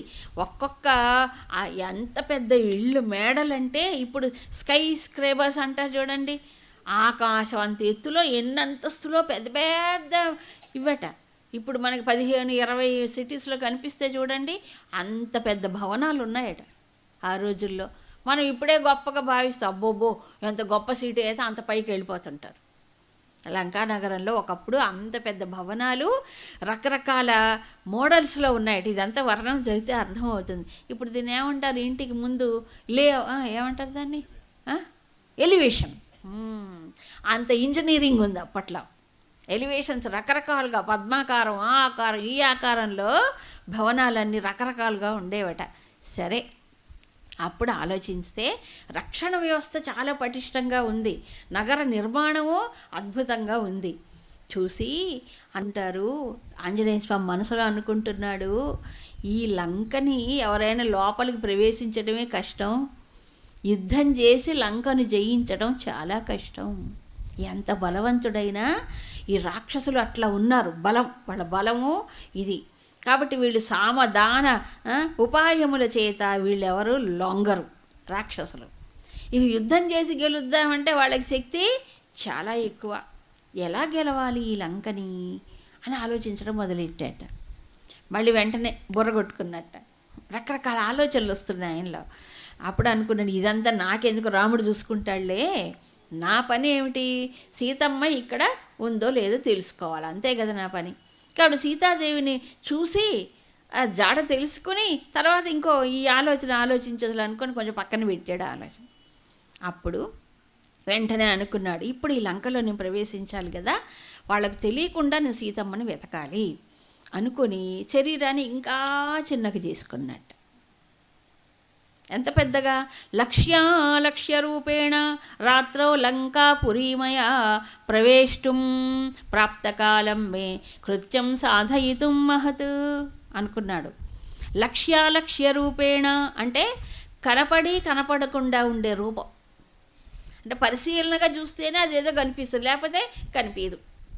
అలా ఒక చిన్నగా కుంచుకుపోయి అలా ఉంటేనే నేను ఈ లంకని రాత్రిపూట, ఆయన ప్రవేశించింది ఎప్పుడు లంకలో రాత్రి చీకటి పడిన తర్వాతే లోపలికి వెళ్ళాడు. రాత్రిపూట అయితే వెతకడం ఈజీ కదా, అందుకని రాత్రి ప్రవేశించాడు లంకలో. చిన్న రూపాన్ని ధరించాడు. అంటే ఎంత గొప్ప బలమైన పరాక్రమవంతుడైనా తాను అవసరం వస్తే ఏమవ్వాలి, చిన్నగా అయిపోవాలి. నేను ఇంత పెద్దవాడిని, ఆయన చిన్నగొట్ట అనుకోకూడదట. నువ్వు రామకార్యం చెయ్యాలి, స్వామి కార్యం చెయ్యాలంటే నువ్వేమవ్వాలి, నువ్వు చిన్నగా అయిపో. ఆ బలం ఉన్న చోట ఎక్కడ ప్రదర్శించాలో అక్కడ పెద్దగా ప్రదర్శించవు. మిగతా అప్పుడు రాక్షస వలయంలోకి వెళ్ళిపోద్దు. నువ్వు ఇంత పెద్ద రూపం పెట్టుకుంటే సరిపోదు, చిన్నగా అయిపో. అందుకు అక్కడ పనిని బట్టి కార్యాన్ని సాధించాలి అంటే నువ్వు పెద్దగా ఉండాలి, పెద్దగా ఉండు, చిన్నగా ఉండాలి, చిన్నగా అయిపోవాలి. అది కేవలం శారీరక లక్షణం కాదు, మానసిక లక్షణం. అవునా కదా? ఒకే మనిషి చిన్నవాళ్ళ దగ్గర పెద్దరికంగా ఉండాలి, పెద్దవాళ్ళ దగ్గర చిన్నగా ఉండాలి. నాకు పని కావాలని నేనేం చేయాలి, చిన్నగా అయిపోవాల్సిందే, తప్పదు. అవునా కదా? అహంకరిస్తే పని కాదు కదా. అక్కడ రాక్షస వలయం కదా, మహాబలవంతులు వాళ్ళందరూ. ప్రస్తుతం సీతమ్మని వెతికేదాకా ఉపాయంతో చెయ్యాలి అనుకున్నాడు. అనుకుని సరే ఇప్పుడు ఏం చేశారట, పైగా దురాధర్షాం సురాసురై, దేవతలందరి చేత, దేవతలకు కానీ రాక్షసులకు కానీ జయింపలేనటువంటి ఒక శక్తి కలిగిన వాడు రావణాసురుడు. ఇంతకుముందు అందరిని జయించుకొని వచ్చాడు కదా, కాబట్టి జాగ్రత్తగా ఇక్కడ నేను పోవాలి అనుకొని చిన్న రూపంలో వచ్చాడు. అయితే తాను ఏమిటి, తాను సాధించవలసిన పని ఏమిటి, ప్రతి క్షణం ఆయనకి మనసులో మెదులుతుంది. ఇది కార్యసాధనకు ఒక మూలమైనటువంటి, తాను ఎందుకు ఇక్కడికి వచ్చాడు, తాను చేయాల్సిన పని ఏంటి, ఇది మర్చిపోకూడదు. కొంతమంది మధ్యలో మర్చిపోతుంటారు, నేను ఎందుకు ఇక్కడ వచ్చాను, నేను ఏం చేయాలని మర్చిపోయి అహంకారం. అవును, కానీ స్వామికి అలా కాదు. కాబట్టి ఎలా నేను సీతాదేవిని వెతకాలి, ఇక్కడ ఏ ఉపాయం చేత వెతకాలి అనుకున్నాడు. అనుకుని నేను రామకార్యం మరి పాడైపోకుండా ఇంత దూరం లంకని సముద్రాన్ని దాటి వచ్చాను కదా, కాబట్టి మరి నేను దూతగా వచ్చాను పైకి, ఇక్కడికి రామదూతగా వచ్చాను కదా, కాబట్టి కార్యం సాధించాలి, కార్యం చెడిపోకూడదు. ఈ దూత గనక కరెక్ట్గా ఆలోచించకపోతే, సరి అయినటువంటి స్టెప్స్ అంటారే విధానం పాటించకపోతే ఏమవుతుందట, ఏమవుతుంది, చేసిన పని చెడిపోతుంది, ఇప్పటిదాకా చేసింది చెడిపోతుంది. అలా చెడిపోకుండా రామకార్యము సిద్ధించేలాగూ నేను ఉపాయంతో ఈ లంకలో వెతకాలి అనుకున్నాడు. కాబట్టి నన్ను రాక్షసులు చూస్తే వెంటనే అంతా వచ్చేసి పట్టుకొని బంధిస్తారు, రామకార్యం చెడిపోతుంది కదా దానివల్ల, అందుకని చిన్నగా అయిపోయాడు. ఆఖరికి ఎంత చిన్నగా అంటే ఓ చిన్న కుందేలు పిల్ల ఎంత ఉంటుంది చూడండి, పిల్లి పిల్ల కాదు కుందేలు పిల్ల అంటుంది, చిన్న పుసి క్యాట్, చిన్న పిల్లి పిల్ల ఎలా ఉంటుంది ఆ రూపానికి వచ్చేసి మరి ప్రవేశించడానికి రావణాసురుడు యొక్క అంతఃపురం ముందు. అంతఃపురం అంటే ఒక బిల్డింగ్ కాదండి, రావణాసురుడు అంతఃపురం కొన్ని భవనాల సముదాయం. ఎన్ని ఎకరాల్లో ఉండొచ్చు, బహుశా అశోకవనం దాంట్లో ఆయన ఇది కదా, కాబట్టి ఆయన భవనాల సముదాయం. అంతఃపురం అంటే ఒక బిల్డింగ్ కాదు, ఎన్ని ఎకరాల్లో ఉండొచ్చు, ఎన్ని భవనాలే ఉన్నాయి. దాంట్లో మొత్తం ఒక దాంట్లో ఒకటి, ఓ దాంట్లో ఒకటి ఉంటుంది, దాంట్లో వెతకాలి. సరే, అందుకని ఆయన అలా నిర్ణయించుకొని ప్రవేశించాడు. ప్రవేశించి వెతకడానికి ఇంకా ఉద్యమించాలి. ఎన్నెన్నో కనిపించాయి స్వామి కళ్ళకి.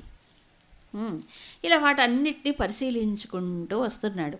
వస్తూ ఉంటే సరే, ఇదంతా ఎక్కడ ఇంకా లోపలికి వెళ్ళలే, ఇక్కడ కొండపై నిలబడి ఆలోచిస్తున్నాడు. లంకానగర నిర్మాణం చూశాడు, ఏ రూపంలో తాను వెళ్ళాలి, ఎలా వెతకాలి ఆలోచించుకున్నాడు. ఆలోచించుకుంటూ లంకా నగర ప్రాకారం ఉంటుంది కదా, ప్రాకారం వైపు వెళ్ళాడు. ఇంకా లోపలికి వెళ్ళలే, ఇదంతా ప్లాన్. ముందు ప్లాన్ వేసుకొని లోపలికి వెళ్ళాలి, ప్లాన్ లేకుండా పిచ్చి పిచ్చిగా వెళ్ళిపోతే పట్టుబడతాడు. అవును కదా, అందుకు సరే ప్రాకారం దగ్గరికి వెళ్ళాడు. ప్రాకారం అంటే తెలిసి కాంపౌండ్ వాల్. వెళ్ళేటప్పటికి ఎదురుగా ఒక ఆమె నిల్చుకొని వచ్చింది.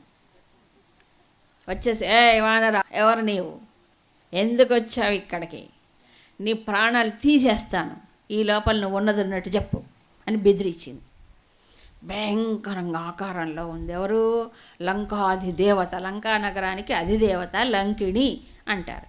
అని చెప్పి రాక్షసరాజు యొక్క ఆజ్ఞ చేత ఈ లంకా నగరాన్ని రక్షిస్తూ ఉన్నాను, నన్ను ఎవ్వరూ ఎదుర్కోలేరు, కాబట్టి ఎలా వెళ్తావు లంకా నగరానికి నువ్వు నన్ను ఎదుర్కోకుండా, నేను రక్షిస్తున్నాను అని చెప్పి అడిగేటప్పటికీ ఈవిడ స్వామి ఏం చేశాడంటే, సరే నువ్వు అడిగావు కాబట్టి నేను చెప్తున్నానమ్మా అని చెప్పి, చూడండి కొన్ని చోట్ల ఉపాయమే ప్రదర్శించాలి, అవసరమైతే బలం కూడా చూపించాలి, అది వేరు. ఏమంటాడంటే, త్రక్ష్యామి నగరీం లంకాం సట్ట ప్రాకార తోరణాం ఇత్యర్థమిహ సంప్రాప్త పరం కౌతూహలం హిమే. ఏమంటాడంటే, ఈ లంక చాలా అందంగా ఉంది, లంకా నగరం పెద్ద పెద్ద కోటలు, బురులు, ప్రాకారములతో, ఎంతో ముఖద్వారాలతో ఎంత అందంగా ఉందో నేను ఆ కొండపై నిలబడి చూశాను. ఇప్పుడు లోపలికి వెళ్ళి లంకా నగరం అంతా తిరిగి, ఐఎమ్ ఓన్లీ ఏ విజిటర్ అంటే తెలుసు కదా, లంకా నగరం చాలా బాగుంటుందని చూడడానికి వచ్చాను అంతే, సైట్ సీయింగ్ అట్లా చూడండి, అంతే అంతే తప్ప ఇంకేం లేదు ఇక్కడ. అంతేగాని ఇక్కడ ఉన్న మాట చెప్పాలి అంటే చెప్పకూడదు. నేను రామదూతగా వచ్చాను, సుగ్రీవుడు పంపించాడు, సీతమ్మని వెతకడానికి వచ్చానంటే పని జరగదు. అక్కడ జరుగుతుందా? అక్కడే పట్టేస్తుంది. కాబట్టి ఏం చెప్పాడు, లంకా నగరం చాలా బాగుంది, చూడ్డానికి వచ్చాను, చాలా కుతూహలంగా ఉంది, చూడాలనిపిస్తుంది, అందుకే నేను వచ్చాను అని అన్నాడు. అనేటప్పటికీ సరే, అప్పుడు ఈవిడే ఇది చేయలేదు, నా పర్మిషన్ లేకుండా లంకలో చూడ్డానికి వస్తావు, భలేవాడివేనే, నువ్వు లంకలోకి ప్రవేశించాలంటే నన్ను జయించాలి, నేను రక్షిస్తున్నాను, కాబట్టి నన్ను జయిస్తే తప్ప లంకా నగరంలోకి ప్రవేశించడానికి వీలు లేదు అని చెప్పేసి అడ్డం పెట్టేసింది. చూసారా ఆటంకం? ఇంత దూరం వచ్చి సముద్రాన్ని దాటినే ఈవిడ హావిడి ఉంది. అడ్డం పెట్టేసేటప్పటికి అప్పుడు స్వామి తతస్స కపిశార్దూలః తామువాచ నిశాచరీం దృష్ట్వా పురీమిమాం భద్రే పునర్యాస్యే యథాగతం. ఆవిడ అంతగా బెదిరించిన ఎంతో నెమ్మదిగా స్వామి సమాధానం చెప్తాడు. భద్రే భద్రే అంటే ఓ మంగళప్రదురాలా అంటాడు ఆ రాక్షసుని పట్టుకుని. అమర్యాదగా ఎక్కడ ప్రవర్తించలే, ఆ రాక్షసే అయినా కూడా అనలే, ఓ రాక్షసి అనలే, ఓ భద్రే భద్రే అంటే ఓ మంగళప్రదురాల అని సంబోధించి, ఏం లేదు ఒకసారి అంతా చూసి వస్తాను, దీనికోసం ఏమిటి యుద్ధం చేయాలి, నేను ఎలాగొస్తే అలాగే వెళ్ళిపోతాను, చూసి వెళ్ళిపోతాను, అంతకంటే ఏం లేదు అంటాడు. చూడ్డానికే వచ్చాను అని మళ్ళీ చెప్తాడు. చెప్పేటప్పటికీ ఆవిడ కోపం వచ్చేసింది. ఇంకా నేను ఇంత చెప్తుంటే వీడు మళ్ళీ మళ్ళీ అదే మాట అంటాడని చెప్పేసి అప్పుడేం చేసిందట ఆవిడ, కోపం వచ్చేసింది. కోపం వచ్చి తన ముష్టిఘాతముతో, ముష్టిఘాతం అంటే తెలుసు ఇదా, ఇలా వచ్చి అప్పుడు స్వామిని ఇచ్చేస్తుంది. అప్పుడు వెంటనే అరిచేస్తాడు. అప్పుడు హనుమంతుడు, ఆవిడ కొట్టింది కదండి ఇట్లా, ఇక్కడ కొట్టింది, కొట్టేటప్పటికి హనుమంతుడికి కోపం వచ్చింది. అప్పుడు కోపం వచ్చింది, అప్పటిదాకా కోపం తెచ్చుకోలే, అప్పుడు కోపం వచ్చింది. కోపం వచ్చి ఎడమ చెయ్యి, కుడి చెయ్యి పట్టుకోలే, ఎడమ చెయ్యి బిగించాడు. ఇలా బిగించి అప్పుడు మళ్ళీ కొట్టింది కదా, మరి కొట్టినప్పుడు ఏం చేయాలి, తను తాను ఇది చేసుకోవాలి. కాబట్టి ఆవిడ కొట్టిన తర్వాతనే ఈయన స్పందించాడు, అప్పటిదాకా కొట్టలే. అందుకని ఎడం చేయి పట్టుకొని ముష్టిఘాతముతో అప్పుడు ఎక్కువ కోపం తెచ్చుకోలేదు మళ్ళీ స్వామి. ఆ కోపంలో కూడా కంట్రోల్ ఉంది. ఎక్కువ కోపం తెచ్చుకుంటే చచ్చిపోతుంది అది ఎక్కువ, ఎందుకంటే లంకానగర అధిదేవత కదా, ఆమెను చంపకూడదు. అందుకని ఏం చేశాడు, అక్కడ మర్యాద ఇచ్చి ఎక్కువ కోపం ప్రదర్శించకుండా, ఎక్కువ బలాన్ని ప్రదర్శించకుండా ఎడమ చేతితో ఉట్టి ఇట్లా అన్నాడు. ఎందుకంటే అడ్డం వస్తుంది కదా, అడ్డం తొలగించుకోవాలి కానీ చంపకూడదు, అక్కడ పక్కకు తీసేయాలి అంతే. అందుకని అంత మాత్రం ఊరికి అట్లా అన్నాడు అంతే. ఆమె కళ్ళు తేలేసి కింద పడిపోయింది. ఎక్కువ కోపం కానీ బలం కానీ ప్రదర్శించలేదు ఆయన, చంపకూడదు ఈవిడ్ని, అందుకని ఊరికి అడ్డం పోవాలి కాబట్టి కింద పడిపోయింది అంతే. అయ్యో పాపం, మళ్ళీ జాలి పడ్డాడు వెంటనే స్వామి. స్త్రీ కదా ఎంతైనా, నేను ఇంత చిన్న ఇట్లా అంటేనే పడిపోయిందని మళ్ళీ జాలిపడి పాపం లోపల జాలి కలిగిందట స్వామికి. సరే, ఆవిడ కాసేపట్లో తేరుకొని లేచి నిలబడి నమస్కారం చేసింది. ఎవరికి? స్వామికి నమస్కారం చేసి, అయ్యా ఓ వానర శ్రేష్ఠ, నన్ను రక్షించు, నన్ను చంపకు, నీవు చాలా ధైర్యశాలివని నాకు అర్థమైంది. మరి ధైర్యవంతులు పరాక్రమవంతులు స్త్రీని చంపకూడదు కదా, చంపుతాడేమో భయం వేసింది, చంపకూడదు కదా, నన్ను రక్షించు అని. తర్వాత సరే, నాకు ఇప్పుడు అర్థమైంది ఏమిటి, నీ పరాక్రమం చేత నన్ను జయించావు. ఇప్పుడు నాకు గుర్తొచ్చింది, అల్లనాడు నాకు బ్రహ్మదేవుడు వరం ఇచ్చినప్పుడు బ్రహ్మ చెప్పాట లంకా నగరాన్ని నువ్వు రక్షించాయి. బ్రహ్మదేవుడు వరం ఇచ్చినప్పుడు నాకు ఈ మాట చెప్పాడు. ఏమిటంటే, ఏనాడో ఒకనాడు ఒక వానరుడు వచ్చి తన పరాక్రమంతో నేను జయిస్తాడు, అప్పుడు లంకకి చేటు మొదలవుతుంది, చేటు కాలం వచ్చినట్లే అని నువ్వు అర్థం చేసుకో అని చెప్పాట. అది ఇప్పుడు గుర్తొచ్చింది ఆవిడకి. ఓ, ఆ వానరుడు ఈ వానరుడేనేమో నన్ను పరాక్రమం చేసి జయించాడు, ఇహ నుంచి లంకకు చేటు కాలం వచ్చినట్లే అని ఆవిడ నాకు బ్రహ్మదేవుడు చెప్పాడు, కాబట్టి అది నిజమవుతుంది తప్పకుండా, ఇహ నీకు లంకలు తిరుగులేదు ఓ వానరా, హాయిగా.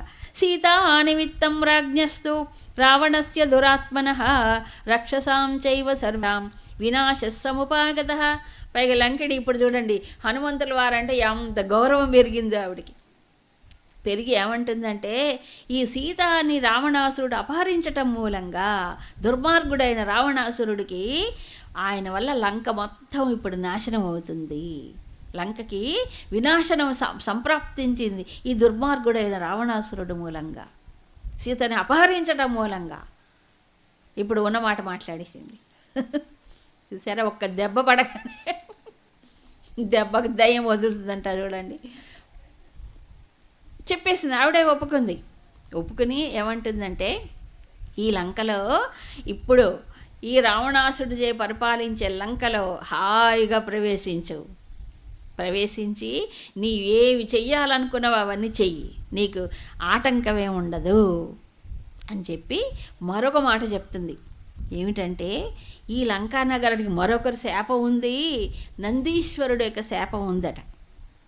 కాబట్టి ఇప్పుడు చేటుకాలం వచ్చింది లంకకి, బ్రహ్మవరం ఇచ్చాడు నాకు అప్పుడు, పైగా నందీశ్వరుడికి శాపం కూడా ఉంది, తర్వాత వస్తుంది ఇదంతా. అందుకని హాయిగా నువ్వు లంకలో ప్రవేశించి సీతని, పతివ్రత శిరోమణి అని సీతని నువ్వు చక్కగా అన్వేషించి రామకార్యాన్ని సాధించుకో అని ఆశీర్వదించి ఎంతో ప్రేమతో ఆయన్ని గౌరవించి పంపించింది లంకిని. చూసారా, ఇక్కడ ఎక్కువ బలం ప్రయోగించలే, ఎక్కువ కోపాన్ని ప్రదర్శించలే, తగినంతగా చేసుకొని లోపలికి వెళ్ళిపోయాడు. అవునా, సింహికని చంపినట్టు చంపలే ఆ ప్రకారంగా. సో ఇప్పుడు ఆటంకాలన్నీ అయిపోయినాయి. ఎప్పుడు కూడా ముందుకు వెళ్ళేటప్పుడే ఆటంకం, వెనక్కి వచ్చేటప్పుడు ఏమి ఉండవు. ఎప్పుడైనా అంతేగా. సరే, ఈ అన్ని 4 ఆటంకాలని ఒక్కొక్కదాన్ని ఒక్కొక్క ఉపాయము చేత ఎదుర్కొని లంకలో ప్రవేశించడానికి సిద్ధంగా ఉన్నాడు. అయితే అంత ప్రాకారమే, ఎంత పెద్ద ప్రాకారమైనా ఓ సింహద్వారం ఉంటుందా ఉండదా? ఉంటుంది. సింహద్వారం ఉంటుంది, ఇంకో ద్వారం వెనక పక్క కూడా ద్వారం ఉంటుంది. ఈయన 2 ద్వారాలను ఉపయోగించలే. ఏం చేశాట స్వామి, ఆ లంకా నగరంలో అద్వారేణ మహాబాహు ప్రాకారమమి పుప్లువే. ఏం చేసా, ద్వారము లేని చోట, అంటే కాంపౌండ్ వాళ్ళకి దూకాడు, ద్వారము గుండా ప్రవేశించలేదు. ఎందుకు? ఇది శత్రుస్థావరం ఎవరైనా ముఖద్వారం గుండా పోతారేంటండి? పోరు. తెలియకుండా రహస్యంగా లోపలికి వెళ్ళిపోవాలి, అంతే కదా. అందుకని ఏం చేశాడు, ఆ పెద్ద ప్రాకారాన్ని, ఈయనకేం పెద్ద ఎక్కి దూకటం ఏం కష్టం, అలా ఒక్కసారి దూకి లోపలికి వెళ్ళిపోయిన తర్వాత అది కూడా చెప్పారు ఇక్కడ, ప్రవిశ్య నగరీం లంకాం కపిరాజహితంకర చక్రేధ పాదం సవ్యంచ శత్రూణాం సతమూర్ధని. ఈయన సుగ్రీవుడికి కదా, రాముడికి దూతగా వచ్చాడు కాబట్టి వాళ్ళకి శ్రేయస్సు కలగాలి, హితం కలగాలి అనే భావన చేసుకొని మనస్సులో, ఇది శత్రుస్థావరము కాబట్టి ఏం చేశాట ఆయన శత్రుభూమి, ఒక రకంగా శత్రుభూమి కాబట్టి ఆయన ఏం చేశాడు, తన పాదాన్ని పెట్టాడు. ఏ పాదాన్ని పెట్టాడట? సవ్యం. సవ్యం. సవ్యం అంటే ఏంటి? ఏం కాలు పెట్టాడు ఆయన? ఎడమ కాలు పెట్టాడు. శత్రు స్థావరములో ఎప్పుడు శుభం కలగాలని అనుకోడు ఎవడు. అనుకుంటాడా? తన ప్రభువుకి జయం కలగాలని భావన చేసి ఎడంకాలు పెట్టాడు. అదే మన ఇంట్లో అయితే కుడికాలు పెట్టుకోవాలి, శత్రుస్థావరం అయితే ఎడంకాలు పెట్టాలి. అందుకని అలా సంకల్పం చేసి ఎడంకాలు పెట్టేసి ఇక లోపలికి ప్రవేశించాడు. సరే, అక్కడ చెప్పాను కదా, లంకానగరం అది చాలా అద్భుతమైనటువంటి ఇది ఉంది దాంట్లో, లంకానగర నిర్మాణం. అందుకని దాంట్లో ఆ భవనాలని పద్మాకారంలో, స్వస్తికాకారంలో, ఇంకా ఏమిటో విమానాకారం, రకరకాలుగా ఉన్నాయట ఆ భవనాలన్నీ కూడాను. 4 పక్కల లంకానగర కోట ద్వారాలు ఉంటాయి కదా, 4 పక్కల 4 ద్వారాలు ఉన్నాయి దానికి. సరే, అలా ఉంటే ఇక లంకా నగరంలో విశేషాలు. అక్కడ అందరూ కూడా మంచి సంపదలతో తొలతూగుతున్న వాళ్ళే, దరిద్రంతో బాధపడేవాళ్ళు ఒక్కళ్ళే. ఎందుకు? అది కుబేరుడు నగరం అయిపోయి. అందుకని అందరూ సంపదలతో ఉన్నారు. అక్కడ స్త్రీలు కూడా అందరూ రాక్షసులు లేరండి లంకలో. రాక్షస స్త్రీలు మెజారిటీ ఉంటారు, లోకల్ వాళ్ళు కొంతమంది. వీళ్ళందరూ నిజానికి రావణాసురుడు లంకని మరి ఎలా స్వాధీనం చేసుకున్నాడు? కుబేరుడిని ఓడించి స్వాధీనం చేసుకున్నాడు. అప్పుడు రాక్షసులందరూ ఎక్కడున్న వాళ్ళే ఇక్కడికి వచ్చారు. ఒరిజినల్గా వాళ్ళు గారు. ఎవరు? లంకా నగరంలో రాక్షసులు ఎక్కడి నుంచో ఇక్కడికి వచ్చారు, ఆయన ప్రభు అయ్యాడు కాబట్టి. మరి ఒరిజినల్గా లంకా నగరంలో ఉన్నవాళ్ళు కొంతమంది ఉంటారుగా. అట్లా చూస్తే మంచి వాళ్ళు కూడా ఉన్నారు, రాక్షసులే కాకుండా చక్కగా మధురంగా పాట పాడేవాళ్ళు ఉన్నారు, అప్సరసల్లాగా నాట్యం చేసేవాళ్ళు ఉన్నారు, రకరకాలుగా ఉన్నారట. కాబట్టి అన్ని రకాల వాళ్ళు ఉన్నారు. మంచి యుద్ధంలో యోధులైన వాళ్ళు ఉన్నారు. తర్వాత మంత్ర జపం చేసి అనుష్ఠానం చేసేవాళ్ళు ఉన్నారు, వేదాధ్యయనం చేసేవాళ్ళు ఉన్నారు, రకరకాల వాళ్ళు ఉన్నారు. ఎందుకంటే రావణాసురుడు ఆయన వేదాలు చదువుకున్నట్ట, చదువుకున్న అసురుడయ్యాడు. అది ఇక్కడ చదువుకున్న వాళ్ళందరూ గొప్పవాళ్ళు అవుతారు అనుకోవద్దు. ఎంత శాస్త్రం చదివినా ఈ బుద్ధి మారకపోతే, ఈ గుణాలు మారకపోతే ఏమవుతాడు వాడు? అసురుడైనా అవ్వచ్చు, బ్రాహ్మణుడైనా అవ్వచ్చు. అవునా కాదా? మరి ఎంత చదివినా వేదాలు ఏమైపోయాడు? ఇప్పుడు ఆయన అసురుడైపోయాడు. గుణాలే కారణం అది. కాబట్టి అక్కడ కూడా వేదాలు చదువుకున్న వాళ్ళు ఉన్నారు, గూఢచారులు ఉన్నారు. శత్రువులు ఎక్కడి నుంచి వస్తారు అది బాగా కన్ను వేసి చూడడానికి గూఢచారులు ఉన్నారు. యజ్ఞాలు చేయడానికి దర్భలు పట్టుకునేటువంటి వాళ్ళు ఉంటారు కదా, వాళ్ళు ఆ హోమాలు యజ్ఞాలు చేసేవాళ్ళు ఉన్నారు. వీటిల్లో కూడా యజ్ఞాలు హోమాల్లో కూడా కొన్ని శాంతి హోమాలు ఉంటాయి, లోక కళ్యాణం కోసం చేసే ఉంటాయి, కొన్ని ఏమో మారణ హోమాలు ఉంటాయి. అంటే ఇతరుల కీడు జరగాలని, హాని జరగాలని, వళ్ళసించిపోవాలి, ఇలాంటి మారణ హోమాలు అంటారు. అవి చేసేవాళ్ళు కూడా ఉన్నారు దాంట్లో. రకరకాలు అప్పటి నుంచే ఉన్నాయి, ఇప్పుడు కొత్త ఏం లేదు, అనాదిగా ఉన్నాయి ఇవన్నీ. కాబట్టి రకరకాలుగా ఉన్న వాళ్ళందరినీ పరిశీలించుకుంటూ చూస్తున్నారు. అందులో ఒకానొక పెద్ద భవనం అట్రాక్టివ్గా కనిపిస్తుంది. పెద్ద ముఖద్వారం, పెద్ద ద్వారం కనిపిస్తే చూశాడు. అది రావణాసురుడు స్వయంగా ఉండేటువంటి పెద్ద భవనం. అదేంటండి, అది ఒక భవనమా? ఓ పెద్ద స్థలం. దాంట్లో ఎన్ని రథాలో, ఎన్ని వాహనాలో, ఎన్ని విమానాలో. ఆ ఇంట్లో మామూలుగా ఒక ఇంట్లో మహా అయితే ఎన్ని కార్లు ఉంటాయి ఈ రోజుల్లో? ఎన్ని కార్లు ఉంటాయి? 2, 3, 4 అనుకోండి. 4 ఉంటే 4 ఉంటాయి అనుకోండి. ఈ రావణాసురుడి ఇల్లు అట్లా కాదు. ఎన్ని వాహనాలు, లెక్కలేనన్ని వాహనాలు, రథాలు, లెక్కలేనన్ని విమానాలు ఉన్నాయి. ఒక్క పుష్పకమే కాదు, పుష్పకం స్పెషల్. అట్లా ఎన్ని విమానాలు ఉన్నాయట ఆయన ఇంట్లో. అంటే ఎంత సంపద ఉందో ఆలోచించండి. అవునా? ఉన్నాయి. సరే, విమానాలు అనేకం ఉన్నాయి. సరే, ఇవన్నీ చూసుకుంటూ వెళ్ళాడు ఈయన. అంతఃపురంలోకి ప్రవేశించి మరి సీతను వెతకడానికి ఉద్యమిస్తూ ఉన్నాడు. రకరకాలైన రూపాలు, రకరకాలైన వ్యక్తులు అన్నీ చూశాడు. అక్కడ పైగా రావణాసురుడు లంకా నగరంలో భవనం, ముఖ్యంగా ఆ భవనంలో నానాజాతి సమితి. అది అంటే ఎక్కడెక్కడి నుంచో ఏ జాతికి చెందిన వాళ్ళందరూ అక్కడ ఉంటారు. ఎందుకని? రావణాసురుడుకి ఒక బలహీనత ఉంది. ఏమిటి ఆ బలహీనత? ఎక్కువ బలం ఉన్నవాడికి ఖండకావరం అంటారు చూడండి, ఖండకావరం ఉన్నవాడికి దురద ఉంటుందట. ఏం దురద? ఏం దురద? ఏం చేయాలి వాడు? ఖండకావరం ఖండకావరం అంటారు. ఖండకావరం ఎక్కువ ఉన్నవాడికి ఇంకోటి కొట్టాలనుకుంటాడు. కారణం ఏమి ఉండదు, ఊరికే వాడిని కొట్టారు, దురద అంటారు. రావణాసుడికి దురద ఏంటంటే అనవసరం కారణం ఉన్నా లేకపోయినా ఎవరితో ఒకరితో యుద్ధం చేయాలి, వాళ్ళని ఓడించాలి, వాడి దగ్గర ఉన్న సంపదో వాళ్ళ భార్యనో వాళ్ళ ఎవరినో ఒకళ్ళని ఎత్తుకురావాలి. ఇది వాడి పాలసీ. కారణం ఉందంటే కారణం ఉండదు. మరి ఏమిటి కారణం? ఖండకావరమే. పైగా ఆయనకి వరగర్వం ఉంది. వరం పొందాడు కదా, తపస్సు చేసి సంపద వచ్చింది కదా, ఈ ఊరుకుంటాడు ఏంటండి? బలం ఉంది, వరం ఉంది, సంపద ఉంది, ఏం చేస్తాడు? కళ్ళు మూసుకుపోతాయి. గర్వాంధకారుడైపోయి అలా ఎక్కడెక్కడికో పోయి కారణం ఉన్నా లేని వాళ్ళని ఓడించి జయించి ఇలా అన్ని విలువైన వస్తువుల్ని స్త్రీలను అందరినీ ఎత్తుకొచ్చేవాడు. అలాంటి వాళ్ళు అందరూ ఆయన భవనంలో ఉన్నారు. కాబట్టి నానా జాతులు ఉంటారు దాంట్లో.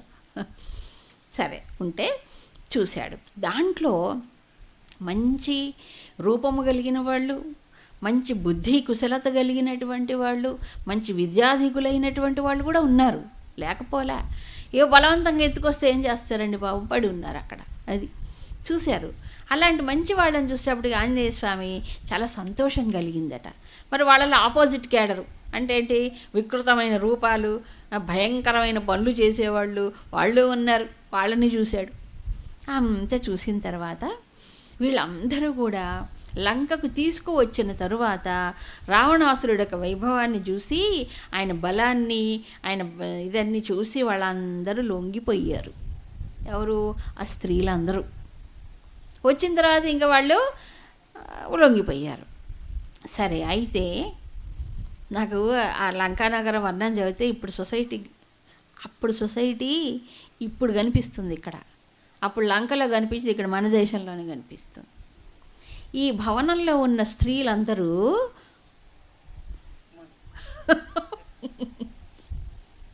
మద్యపానం చేస్తూ ఉంటారట వాళ్ళంతా. ఇప్పుడు తయారయ్యారుగా ఎవరు? మనవాళ్ళు కూడా. భారతదేశంలో, అమెరికాలో అంటే మామూలు, భారతదేశంలో ఇప్పుడున్న పిల్లలు చూడండి, ఈ జనరేషన్ పిల్లలు అలవాట్లే చేసుకోండి. పైగా తప్పులేదు. ఒకప్పుడు మగవాడిది అయితే తప్పు, ఇప్పుడు ఆడవాళ్ళది అయితే తప్పు లేదంటున్నారు. అవునా కాదా? కాబట్టి ఇది అమెరికానా లంకనా భారతదేశమా? పైగా సిగ్గు లేకుండా రాసుకున్నాను నాకు హాబీస్. ఏం హాబీసు? తాగటం ఒక హాబీ. ఎవరైనా పాపం మగపిల్లాడు తాగకపోతే నీకు అది కూడా చేస కదా అంటారు. వాడికి ఏదో చేతగానివాడు. ఇప్పుడు సొసైటీలో తాగనివాడు చేతగానివాడు, తాగేవాడు కల్చాడు. అవునా? స్టాండర్డ్స్ ఏమైపోయినాయి? తిరగబడిపోయినాయి. కాబట్టి ఇది ఇప్పుడు లంకే. ఎందుకు? అలవాట్లు, వాళ్ళ వేషాలు, వాళ్ళ భాష, వ్యవహారం ఎట్లా ఉంది? మానవ రూపంలో ఉండే, ఇంకా మన ఆ మాట అనకూడదు అంతే. అవునా కాదా? సరే, కొంతమంది మాత్రం మరి పతివ్రతలు కూడా ఉన్నారు. వాళ్ళల్లో అన్ని రకాల వాళ్ళు ఉన్నారని చెప్పాను కదా. కొంతమంది మరి రావణాసురుడి పైన అభిమానంతో, ప్రేమతో పాతివ్రత్యంలో ఉన్నవాళ్ళు ఉన్నారు. సరే, అలా పతివ్రతగా ఉండేటువంటి వాళ్ళు ధర్మ మార్గాన్ని అనుసరిస్తారు.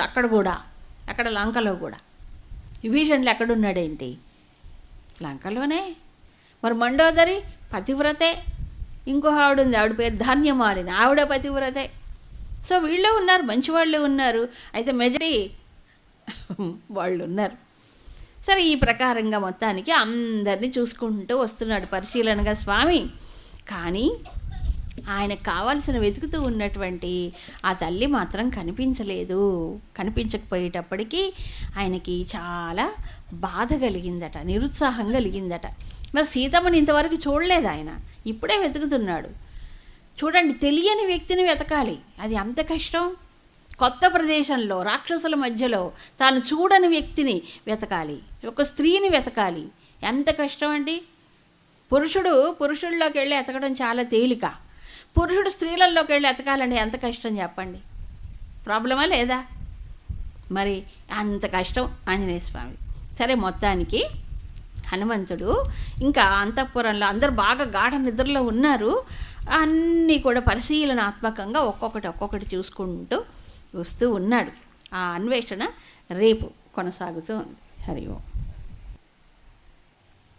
బోలియే శ్రీరామచంద్ర భగవానికి, సీతామాతకి, లక్ష్మణ స్వామికి, పవనసుత హనుమానికి.